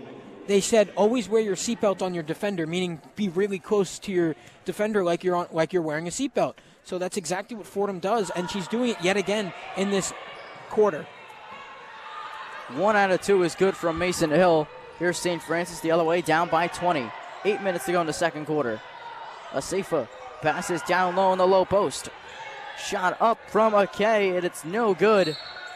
Ball knocked out of bounds, going the Fordham way. Good extra fight for Fordham. Mason Hill doing good stuff there, making sure that Fordham gets the possession back and not allowing St. Francis to get another shot up. Easily back in the game. Fordham wearing the white jerseys, maroon numbers, going left to right. Alexis Black, left wing triple. Knocks off the front of the rim, no good. Omashola on the rebound. And it's knocked away by Giselle Akay, so it would be Fordham ball on the baseline with 18 left on the shot clock. Look right now, you saw before that out of the huddle, Alexis Black was smiling out of the huddle after talking to her teammates. You could see how the vibes are with this team so far going into the Christmas break. Far side corner, it's Lucretia Edwards now drives up to the rim and is blocked. St. Francis comes up with a nice defensive stop. Micaiah Ward going the other way. Zigs and zags to the rim, floats one up, hits the heel of the rim. And a travel is called. Bati Asafa down low in the low post. Referee asked for her passport. 7.5 to go here in the third quarter. Fordham going the other way, up by 20. Asafa looked right there. Fordham had almost their entire team surrounding her. She looked like she didn't really know where to go with the ball. Fordham allowing her to get the ball, turn the ball over, and Fordham gets the possession right back. So far, St. Francis up to 9 turnovers, and Fordham keeping them only to 2 so far in today's game. Alexis Black, top of the key. Her pass somehow ricochets off St. Francis and out to Easley. Back up to the top of the key, Lucretia Edwards. 10 left on the shot clock. Near side, it's Barry. Down low to Omashola. Drives up. No good. Try using the bank there. 7 to go here in the third quarter. Rams by 20. Driving through is Asafa. Down low pass. It's Hawthorne. Drives up. Hits it. And 1. Wow, what a tough basket there by Cassandra Hawthorne. And heads back to the line for 1 shot. Cassandra Hawthorne was kind of wedgied right there between Kayla Berry and Precious Omashola, like sandwiched her in between there, and she was able to go up with the contact. Really good stuff from Cassandra Hawthorne there. A very tough play right for Cassandra Hawthorne. A gritty play too, because Fordham sandwiched her in on defense. She hits the free throw. She's the number 1 free thrower on this team. Here's Easley now on the far wing. Back up top, Alexis Black. Left wing is Tia Morgan. Thought about the 3. Now trying to work some moves on Asafa. Passes it out. Right wing Barry's going to try the mid-ranger. No good. Easley there for the rebound. Resets the shot clock. Easley tries the right wing triple. No good, off the side of the rim. Barry able to come up with the rebound again. Long offensive possession here for Fordham. Easley takes the screen. Now heads back up top. Alexis Black puts up the floater, and it rolls around the rim, falls in. Alexis Black finds a way to put another one in the basket. Fordham, one of the best offensive rebounding teams in the country, and doing it yet again right there. 3 offensive rebounds to get a score. Nice pass, and it's blocked by Alexis Black. Rebound to St. Francis, and Giselle Akay able to bounce back after she gets denied from Alexis Black. I got really excited when I saw that Alexis Black block. That was cold by Alexis Black. all-around effort here for Alexis Black today. Tia Morgan now at the top of the key, off to Barry. And foul was called. Looked like pushing? Easley was on the floor. That's all I saw. Ref was blocking our view here, Kurt, but Karen Easley gets picked up by her teammates. Wasn't really sure with just the ref was in our way, but I wasn't really sure. I saw the foul happen, but Fordham getting shots at the line, so who's complaining? Checking in on the baseline out to Ornella Yankin. Haven't really seen much of her here today. And the free throw line extended. Passes it out to Karen Easley. On the far wing, takes the screen. Puts up the teardropper, circles the rim, no good. Fordham gets the rebound. Ornella Yankin out to Tia Morgan. Tia Morgan driving through the lane, puts up the floater, no good. And Fordham fighting for the rebound. Aggressiveness between Gisela Kay and Ugne Sertateta. Third time we've seen Ugne Sertateta getting a wrap-up in today's game, get into a jump ball motion to get Fordham an extra possession with the possession arrow going her way. Ugne had to go through the huddle of St. Francis there, too. 57-40 with 5 minutes to go here in the third quarter. Alexis Black on the baseline. Off to Easley in the far wing. Now back to Alexis Black. Taking the screen from Yankin, tries the short corner jumper and sinks it. Alexis Black. And now ball gets knocked loose. Tia Morgan out to Alexis Black now. And the free throw line extended. Alexis Black drives up to the rim. Trying to bank one in, hits the side of the rim, but the foul is called here. So Alexis Black. There was a time in this game where I said Alexis Black was spreading out the scoring. She only had about 6 points, and now I just looked at the stat sheet. Alexis Black has a 20-point game right now, and you don't really expect it, but she scores quite fast. And Alexis Black with 20 points on the day. Yet another 20-burger for Alexis Black, scoring 2 points and then going up and then getting another 2 free throws as Fordham calls a timeout. But just wow from the junior guard, Alexis Black. The App State transfer averaging 20.1 on the season, has 20 here today. We'll step aside shortly here from the Rose Hill Gymnasium, but you're listening to Fordham Women's Basketball on WFUV Sports.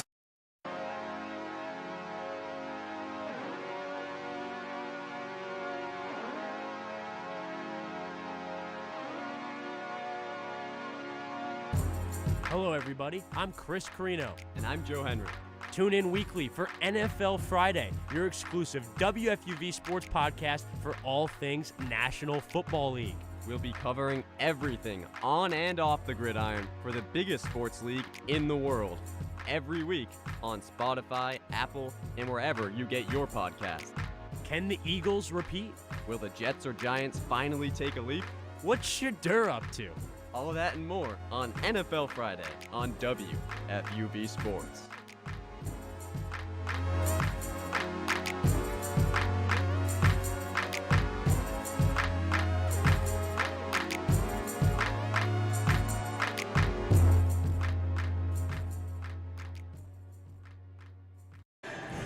And we welcome you back into the Rose Hill Gymnasium on the campus of Fordham University in the Bronx, New York. Anthony Smith alongside Kurt Sipple. Kurt, I see you searching up some NFL scores over there. Well, I heard Chris Carino on the promo ask what Shador's up to, so I just wanted to look. Right now, losing to the Buffalo Bills 20-10. Shador Sanders actually having a pretty good game for a rookie quarterback.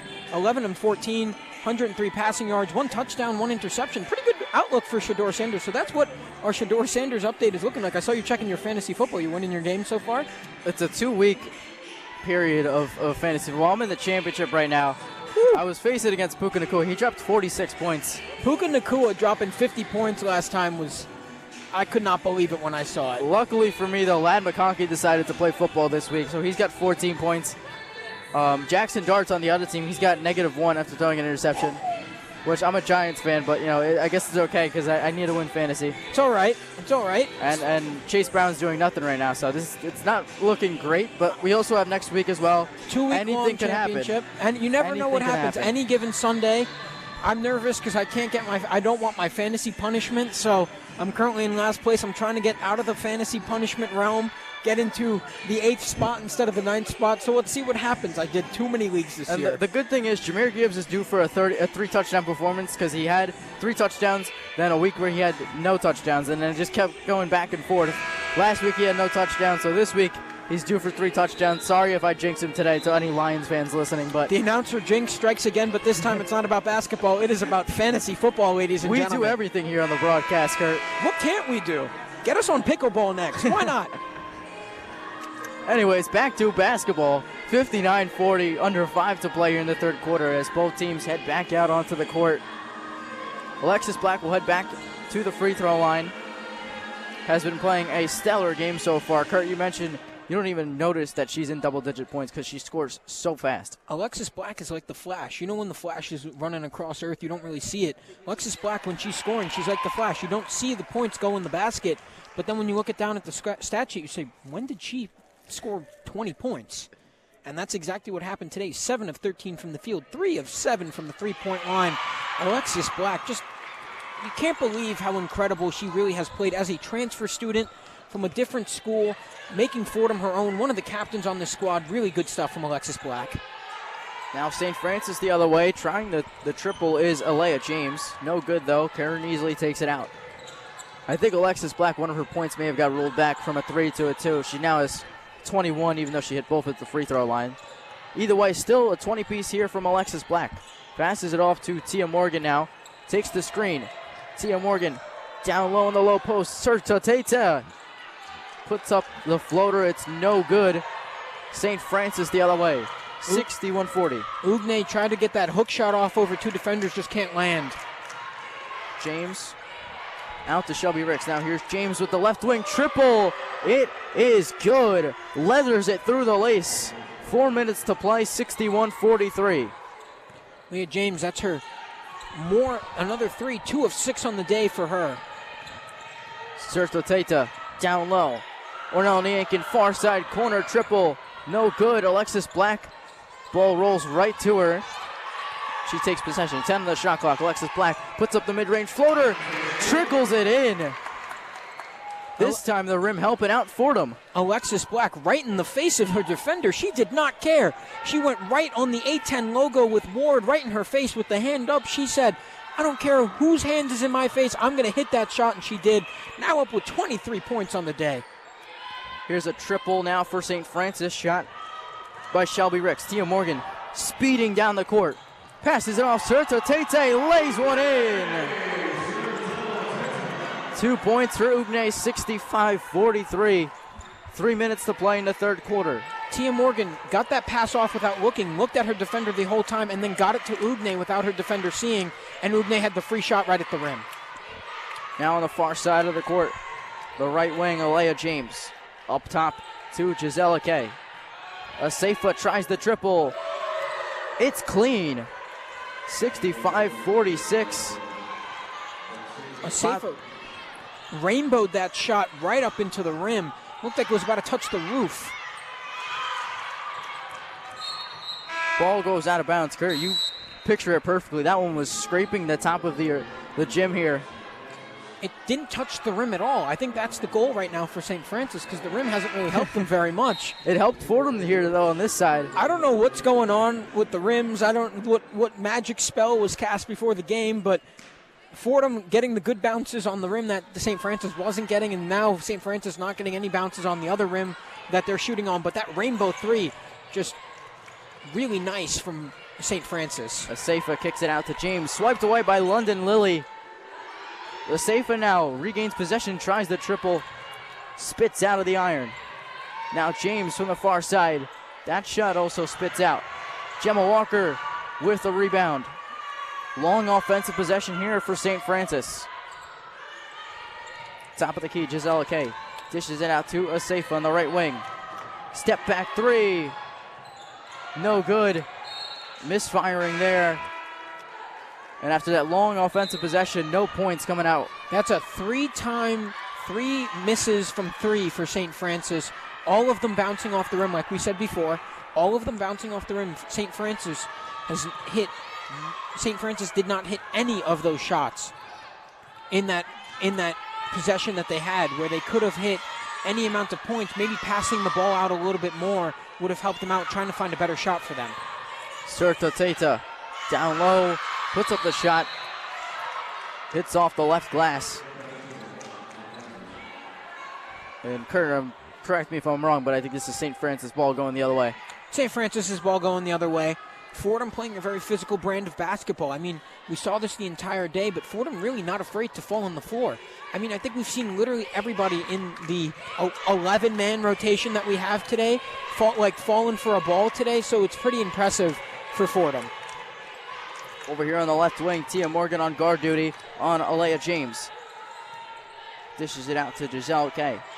Now Gemma Walker over in the right wing. Cross-court pass, Alea James, 10 on the shot clock, puts up the short corner shot. No good. Rebound by Cassandra Hawthorne. She kisses one in. 65-48, just over a minute in the third quarter. London Lily now with it in the right wing. Out to Tia Morgan. Passes down low to the low post. London Lily going to try a right wing triple. Kicks off the side of the iron. Right now, Fordham getting out-rebounded by St. Francis. Another thing that we haven't seen from a Fordham team in quite a while. 37-36 rebounds. St. Francis out-rebounding Fordham. Not something that Coach B would very much like to see on that stat sheet. Gemma Walker down the left lane is blocked. Unable to get the shot in. And now a pass from Asafa intended for Gemma Walker. Too high. The ball goes out on St. Francis. It's Fordham ball headed the other way. 33 seconds to go here in the third quarter, and a 65-48 lead for the Rams. Fordham needs to start cleaning up on the boards. I mean, getting out-rebounded 38-36, I know it doesn't sound like quite a lot, but Fordham is someone that holds their hat and holds their pride on rebounding the ball and out-rebounding their opponent, and right now just not doing that. So something needs to change for Fordham. It's a key part of their identity, along with the amount of turnovers that they're able to create. Their rebounding is one of the special parts of this team. Lucretia Edwards from downtown puts it right down the well. 3 is good for Lucretia Edwards. 20-point game, 5 seconds to go. James in the right wing, over to the far corner. Back out to James, 2 seconds to go. Got to put up a shot, and they don't put one up. Frustration for Shelby Ricks on St. Francis as she appears to be yelling. Unable to get a shot off to end the third quarter. 68-48 lead for Fordham. Shelby Ricks very upset with her teammates right there, not being able to get a shot off, not getting the ball fast enough. But she was also driving around the paint a little bit because of the Fordham defense. So I'm not sure if that's her teammates or also a little bit of her as well. Not someone to blame, but there's a lot of frustration on the St. Francis team. I mean, they've been playing pretty all right, but they've just not been able to knock down their shots. And another thing that Coach B mentioned is communication. Maybe a lack of communication there on St. Francis' end, and that's what Fordham is doing so well throughout this game. But St. Francis, really a lack of communication there, unable to realize that the time was winding down, unable to get a shot off to end the quarter. That's the end of the third, 68-48 here in the Rosehill Gymnasium. We'll send it back to the Rosehill Studios for a one-on-one scoreboard update with Ethan Wax. The one-on-one scoreboard. Switch gears to the A10 for men's college basketball as George Mason leads Loyola Maryland 14-13 with 11.5 to go in the first half. At 2 o'clock, New Hampshire visits St. Louis. St. Louis opens up as 34.5-point home favorites. LaSalle will travel to Ann Arbor, Michigan to face the Michigan Wolverines, the number 2 team in the country, as they are a whopping 39.5-point home favorites. That's all for now, as it was a light A10 men's basketball scoreboard. I'm Ethan Wax with your one-on-one scoreboard.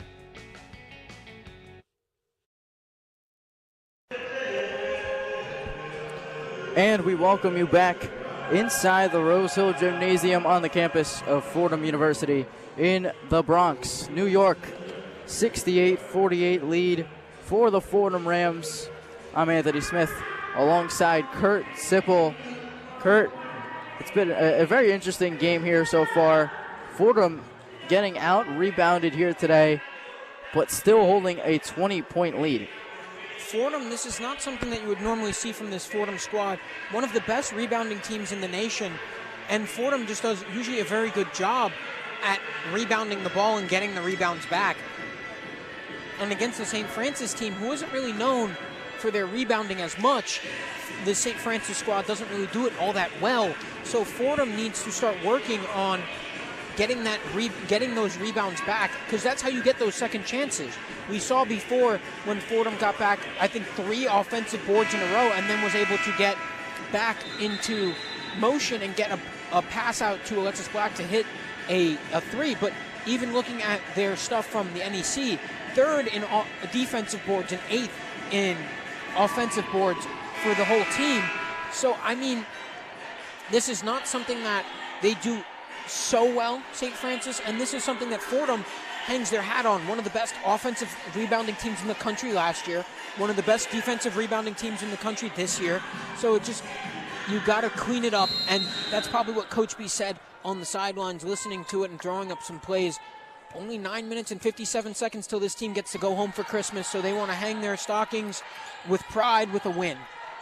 And Fordham just wants to play the full 40 minutes here. I'm sure that's what Coach B would love too. Alexis Black opening up the quarter with a triple. Her shot scraped the iron. Rebound from Fordham, but they lost it to St. Francis. Now it's the red flash going the other way, going right to left. The red jerseys, black numbers. 9.5 to go here in the game. Shelby Ricks over to Gemma Walker in the left wing now. Lucretia Edwards working on her now. Dishes it out to James at the top of the key. Far side triple for Hawthorne. No good. Rebound, though, for St. Francis, but a bounce pass goes past the entire team and out of bounds. Unfortunate there for St. Francis. Now it's Fordham going the other way. Saw Kayla Berry trying to swap the ball away, and it looked like St. Francis wasn't really sure what to do with the ball after that. And that's how it happened when it passed out to the floor. Now Fordham getting the ball back for another possession. Lucretia Edwards up top to Kayla Berry. Alexis Black now on the far side. Sipple working on her. Is going to take the screen from Wilson Santos. Dishes it out. Lucretia Edwards for 3. Swirls the iron and pops out. Would have been a fun one if Lucretia Edwards got another 3. Would have matched her amount of shots that she hit last game against Hofstra. There's Kayla Berry here on the near side of the court. Knocks that one out of bounds. Pass intended for Gemma Walker. St. Francis will maintain possession, though, on the Fordham baseline. 22 seconds left on the shot clock. No points scored here in the fourth quarter. Here's a triple, though, from James. Misses the rim. Gemma Walker inbounds it back in to Alexis Black, who takes it away. Just tried the floating pass to Kayla Berry, and a little behind her, and goes out of bounds. You could see them talking it over right after that. Kayla Berry and Alexis Black, they're speaking about what should have happened on that play. They're saying maybe you should have stayed a little bit closer to me during that play, maybe not get as much into the defender, because that's what was happening on Kayla Berry there, just getting a little bit too close to the defender and getting pushed away from Alexis Black, so when she floated up the ball, she wasn't able to get it. So something to work on. Something good to see, though, communication being key. They're trying to work on something to improve and not yelling at each other. Shelby Ricks up top to Alea James. Alexis Black. Very tight defense on James. Hawthorne up top. 3 on the shot clock. Got to put up a shot from Ricks. It's no good, and it's going to be a shot clock violation. It was caught there by Tia Morgan. Still no points scored in this fourth quarter, 2 minutes in. Seeing head coach China Bozeman stomping her feet on the sideline, seeing that shot clock violation, she was very upset about what just happened and that possession. And to Gemma Walker, she's reprimanding her on the bench. Not very happy.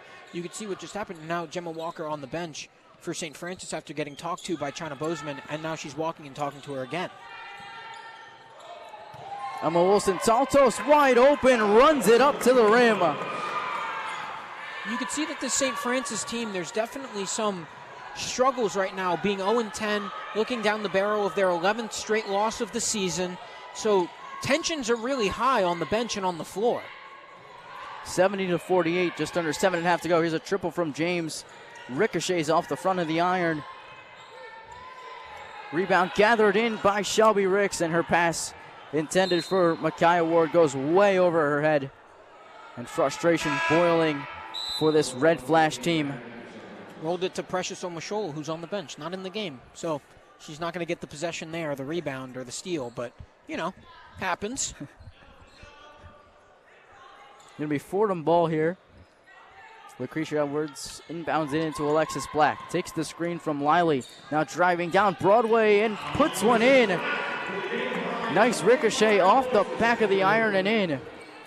Fordham still playing a full court press, even being up over 20 points so far in this game. So good stuff for Fordham. 72-48, 7 minutes to go in the fourth. Up top, Hawthorne playing tic-tac-toe. Here's a triple from James, and it's no good.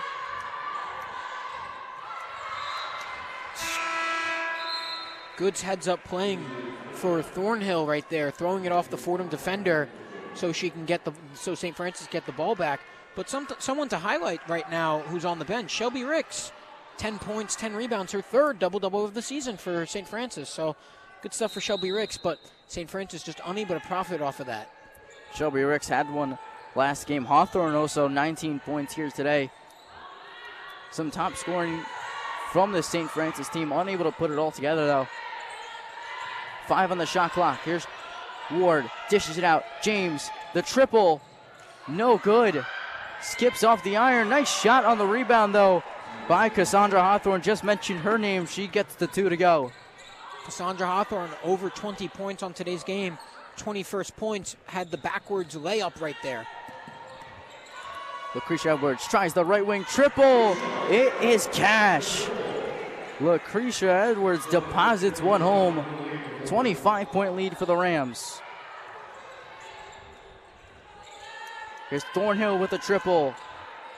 And catapults off the iron. Easily steps out of bounds though after regaining the rebound.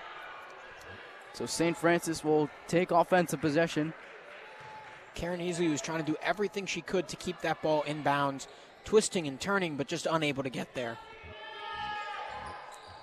75-50, 5:45 to go. That shot no good by Giselle Kay.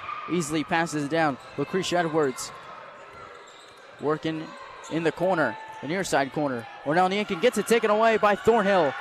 Bust a move on Karen Easley. Now bounces it over to James, and Elma Wilson-Santos was there, unable to take control of the ball, though. Knocked out of bounds. Good off of Fordham. Good split up by Emma Wilson-Santos right there, running to the ball and making sure that she can get there before the fast break for St. Francis happened and they were able to get more points on the board. But Karen Easley, just to highlight her, sorry, a little bit off topic, but highlight her. 8 assists, career high for Karen Easley so far in today's game. And that's down low. It's Shelby Ricks who's able to tap one in.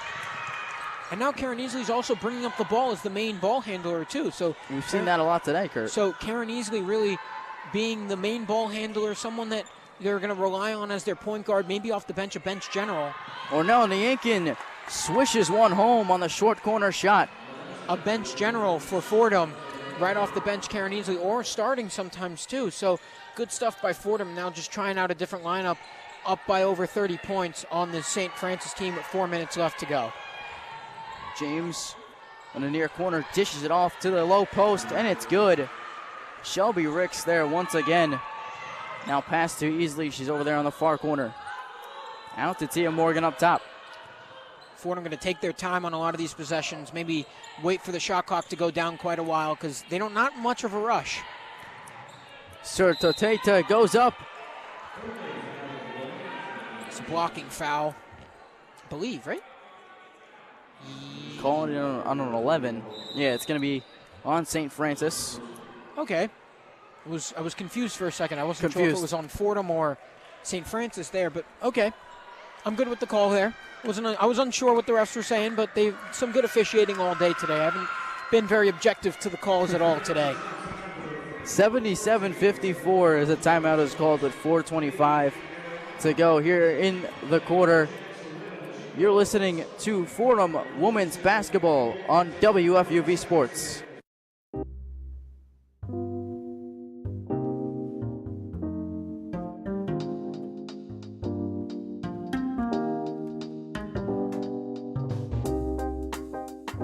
I'm Kurt Sipple, telling you to tune into One on One, New York's longest-running sports call-in show. Catch us live every Saturday on our WFUV Sports YouTube Live from 11 a.m. to 2 p.m., and later on 90.7 WFUV from 11 p.m. to 2 a.m.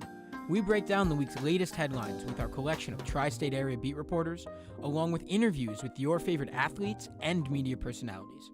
WFUV is your home to talk all things New York sports.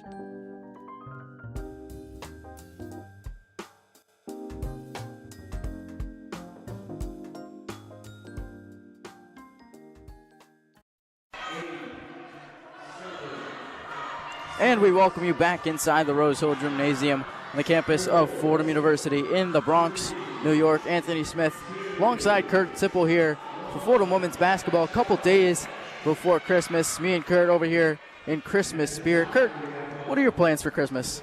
Hang out with some family, very big Italian family I have. I think Christmas Eve might be a more important holiday for us than the actual holiday of Christmas. Have like 70 people in someone's house, my aunt's house, and have a really nice meal and hang out with some family, rest, something nice. I mean, a lot of work throughout the year. It's nice to get some time to rest and chill for a little bit. I know we got one more men's game before that happens, but excited for that to happen. What about you? Well, on Christmas Eve and Christmas, it's two completely different days for me. Christmas Eve, I go up to my aunt's house in Queens.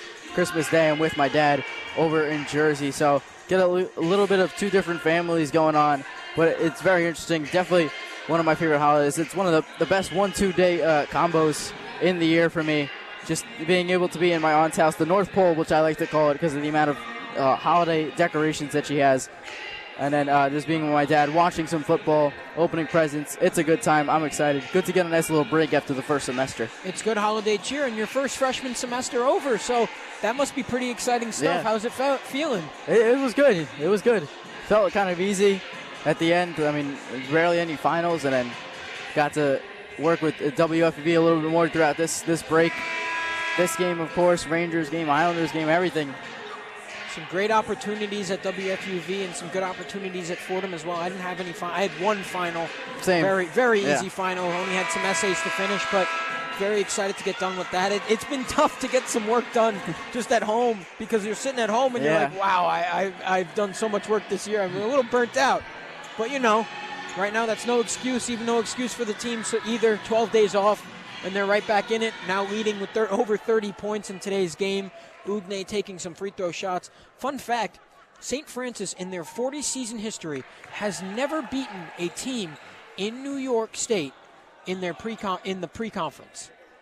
Before conference play, they have never beaten a team in New York State. They're still hunting for their first win against a New York State opponent. Wow.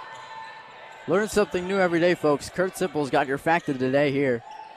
Fordham regains possession on the rebound. Serta Tete driving through the paint, puts up the bank shot. No good. 78-54, 4 minutes to go. Gemma Walker now dishes it out to Shelby Ricks.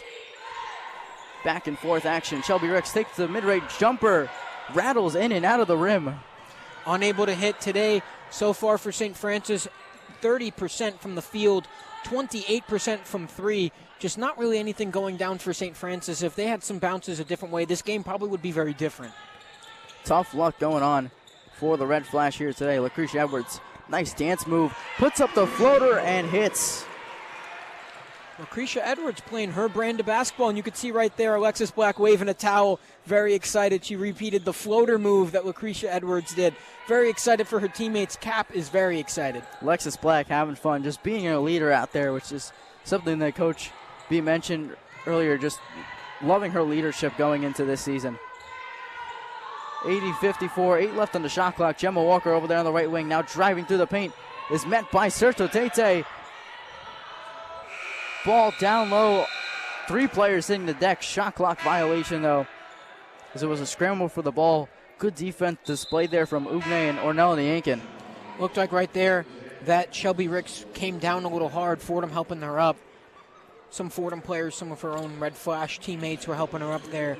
Shelby Ricks looked like she fell on her ankle. She's rubbing it right now, but that would be a pretty big loss for this Red Flash team. St. Francis, if their leading scorer wasn't was out, but she looks like she's going to stay in this game right now, not laboring much.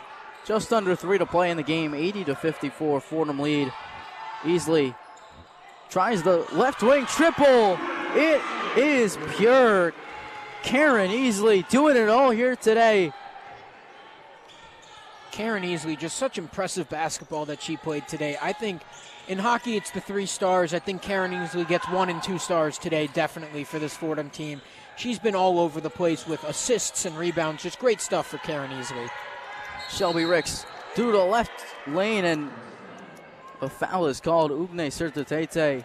And it's going to go back Fordham's way after Shelby Ricks took another big dive on a play. It looked like she fell kind of face down on the court there. Now she's going to come out after laboring a little bit more, holding her leg after that last play that she had down the floor. Now yet again happening. St. Francis calls a timeout. Looked like Ugne thought maybe the foul was on her. I don't know if you saw her face expression there. I think it was on. I think the foul was on Ugne Sertatete, and I think Fordham's getting the ball back. I just don't know what went on there, that play, as much. Because Shelby Ricks did fall over. That did happen, but I think it might have been in her own power that she fell over. I don't think that was a Fordham force that happened. 83-54, just under 2.5 to play in the fourth quarter. Kurt, not sure if you saw it, but on the Jumbotron, displaying what you mentioned earlier, that Easley's family was here, the clutch 3 getting pointed up over there on the Jumbotron after Easley hit the triple. Just really just good spirits going around here in the Rose Hill Gymnasium, specifically with Fordham. Everybody's just excited, and they head back on the break after this. It's just the spirits are just through the roof right now for Fordham.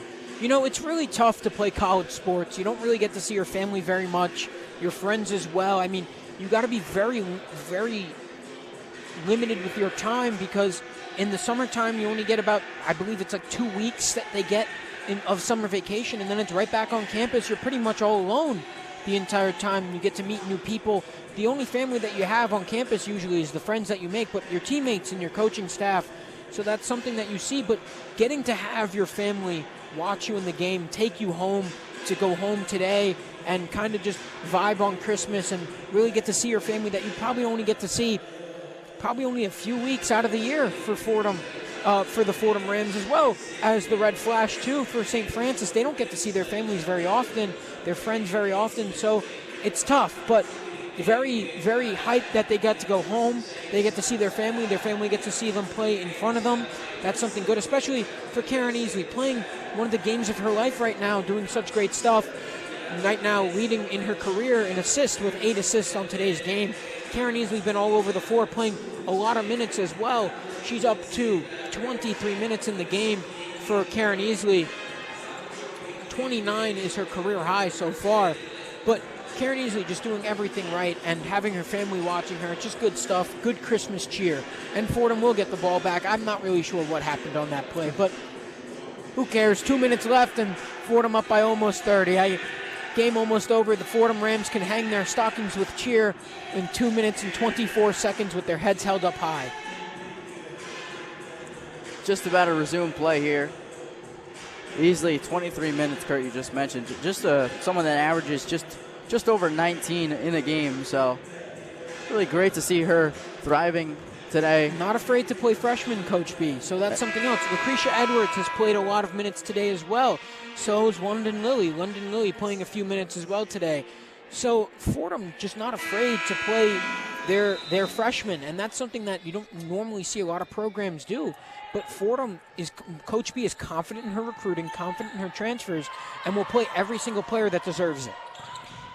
Easily passes down low. Sertatete banks at home. The bench very excited for those points. Everyone's standing up and very excited to see those shots go through. Just got a burst of electricity within me when Bobby over there with the Ugne. Bobby on the PA announcing our sports director. James right down the left lane, able to put one home. Slow to get up though. That going Fordham way, I believe. I think they called Ugne for the foul there. Yeah. Because they pointed towards Fordham's basket, so I wasn't sure if it was a charge or not. But Ugne checking out of the game right now. Ugne Soto Teta today with 9 points. Did not get into double figures like she has been in the season. But Fordham trying to close out this game with only 1 minute and 46 left to go. Easily over there on the far side. Driving through traffic. Pass intended for Lily, intercepted by Gemma Walker. She takes it the other way. Over to Hawthorne. Now top of the key, it's Walker again. Dishes it out. Here's Hawthorne for 3 and hits. Under 1 minute 30 left to play. Easily just slowly taking it down. Hawthorne up to 24 points today in the game for St. Francis. Easily fouled on the way up. I didn't know if Easley was getting fouled or she looked like she might have been trying to pass it off to Ornell in the Yankin. Precious Omasholo. You never know because she looked like she was tipping it back and then giving the ball back to her, but wasn't sure there. That would have been an impressive play. You never know with Easley. She's making these no-look passes left and right. Right now, she's being quite like she's playing her role. Very Isaiah Thomas of her today with the kind of passes that she's given out to Fordham. Really good stuff. You can name any NBA great, Steve Nash, too. I mean, very, very good passes that she's been doing. She's not worried about the scoring. She's worried about getting her teammates buckets. Misses the second free throw. Kurt, 86 points here for the Fordham Rams. And that ball goes out of bounds. Alea James down there on the Fordham baseline. It's going to be red flash ball with 1 minute 4 to play. But Kurt, 84 points today for Fordham. Their season high, 86 points. Their season high is 83 against Seton Hall in that double overtime loss. I think you were there, right? That was some game that Fordham played against a team that they only had a 2% chance of winning, according to ESPN, when we were on the way there, and Fordham took it to double overtime. This Fordham team is very tough, very, very tough, and 86 points thrown up today on St. Francis. Fordham is trying to have a statement win before going into A-10 play, and they're making that statement right now with an 86-59 win over St. Francis. They have not won yet. 1 minute and 4 seconds left, but right now it's all cosmetic. They take a quick timeout here on the court, as will we. Or looks like they might come back. They're going to come back, so we will not take a quick break. We'll stay right here. We'll stay put here. And we're going to talk right now about Hawthorne because she's taken her season high in points today. She matches it from 12. Doubles it, right? She doubles it, yes, to 24 on today's game. So she's doubled her season high. So not all negative for St. Francis. I know they're going into NEC play next week and playing more of their opponents. Maybe, again, iron sharpens iron. I like to say that a lot because Big East teams, A-10 teams. London Lily tries the left wing triple, kicks off the back iron. Here's James going down fast to the court and puts one off the bank and in. But yeah, A-10 teams, Big East teams, they're only going to make you better against your opponents that you're going to play. And you saw that against this St. Francis team today. They played pretty good basketball. They just needed the shots to go through. Mason Hill tried driving up to the rim. No good. London Lily tries rising to the cup. Goes off the cup handle. And Giselle Kay steps out of bounds there. It'll be Fordham ball, 26 seconds to go. 20 seconds left on the shot clock. Fordham just needs the clean inbounds and probably just take the shot clock violation. Easley dumps it off to Ugne. And who better now to back take to Easley. Who better to take the shot clock violation today than Karen Easley? All-around effort from Easley, and it was shown. The freshman putting in the work, goes up to the rim, puts up the shot, no good. And now Cassandra Hawthorne down to Gemma Walker with 4 seconds left, puts up the shot, scrapes the side of the iron, and Mason Hill will dribble it out. The clock hits triple zeros. Fordham with an 86-61 win, a statement win to the Atlantic 10 that Fordham is here to play. Kurt, 86-61, dominating 40 minutes, maybe a little bit closer in that first quarter, but Fordham really stepped up in these last three. Fordham was able to distance themselves from St. Francis, and now They get to go home. They get to hang their stockings with cheer, hold their head up high after a statement win, and now it's off to home, and then they play LaSalle. That's a game that's not going to be very easy. There's a lot of great women's basketball teams in this A-10, so that's going to be very tough for Fordham going into A-10 play. But wins like this only help you, one, get better with the roster that you have, get better with your teammates, get better with chemistry, and just do better things all around when A-10 play hits. And a pretty impressive game. I think the team chemistry moment is really great. A lot of team chemistry from this Fordham team, and we saw it. Players cheering on the sideline, players cheering during the game, in pregame, while the music is going on, just all around, just team bonding from this Fordham team.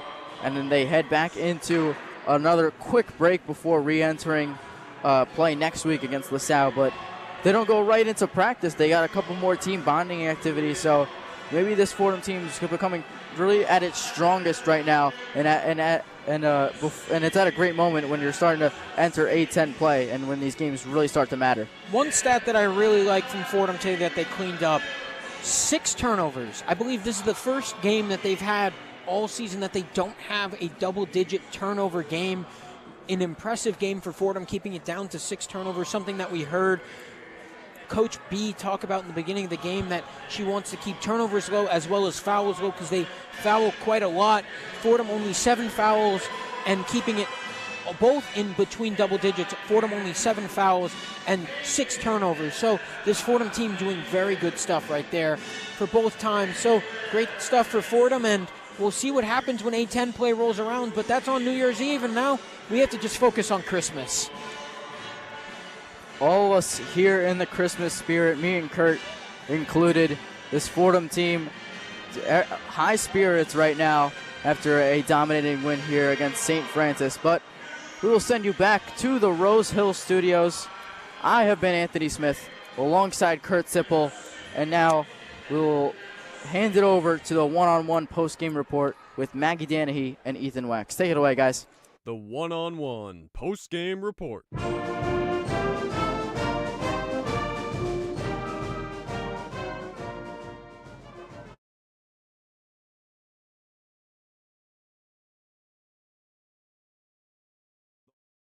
Scoreboard.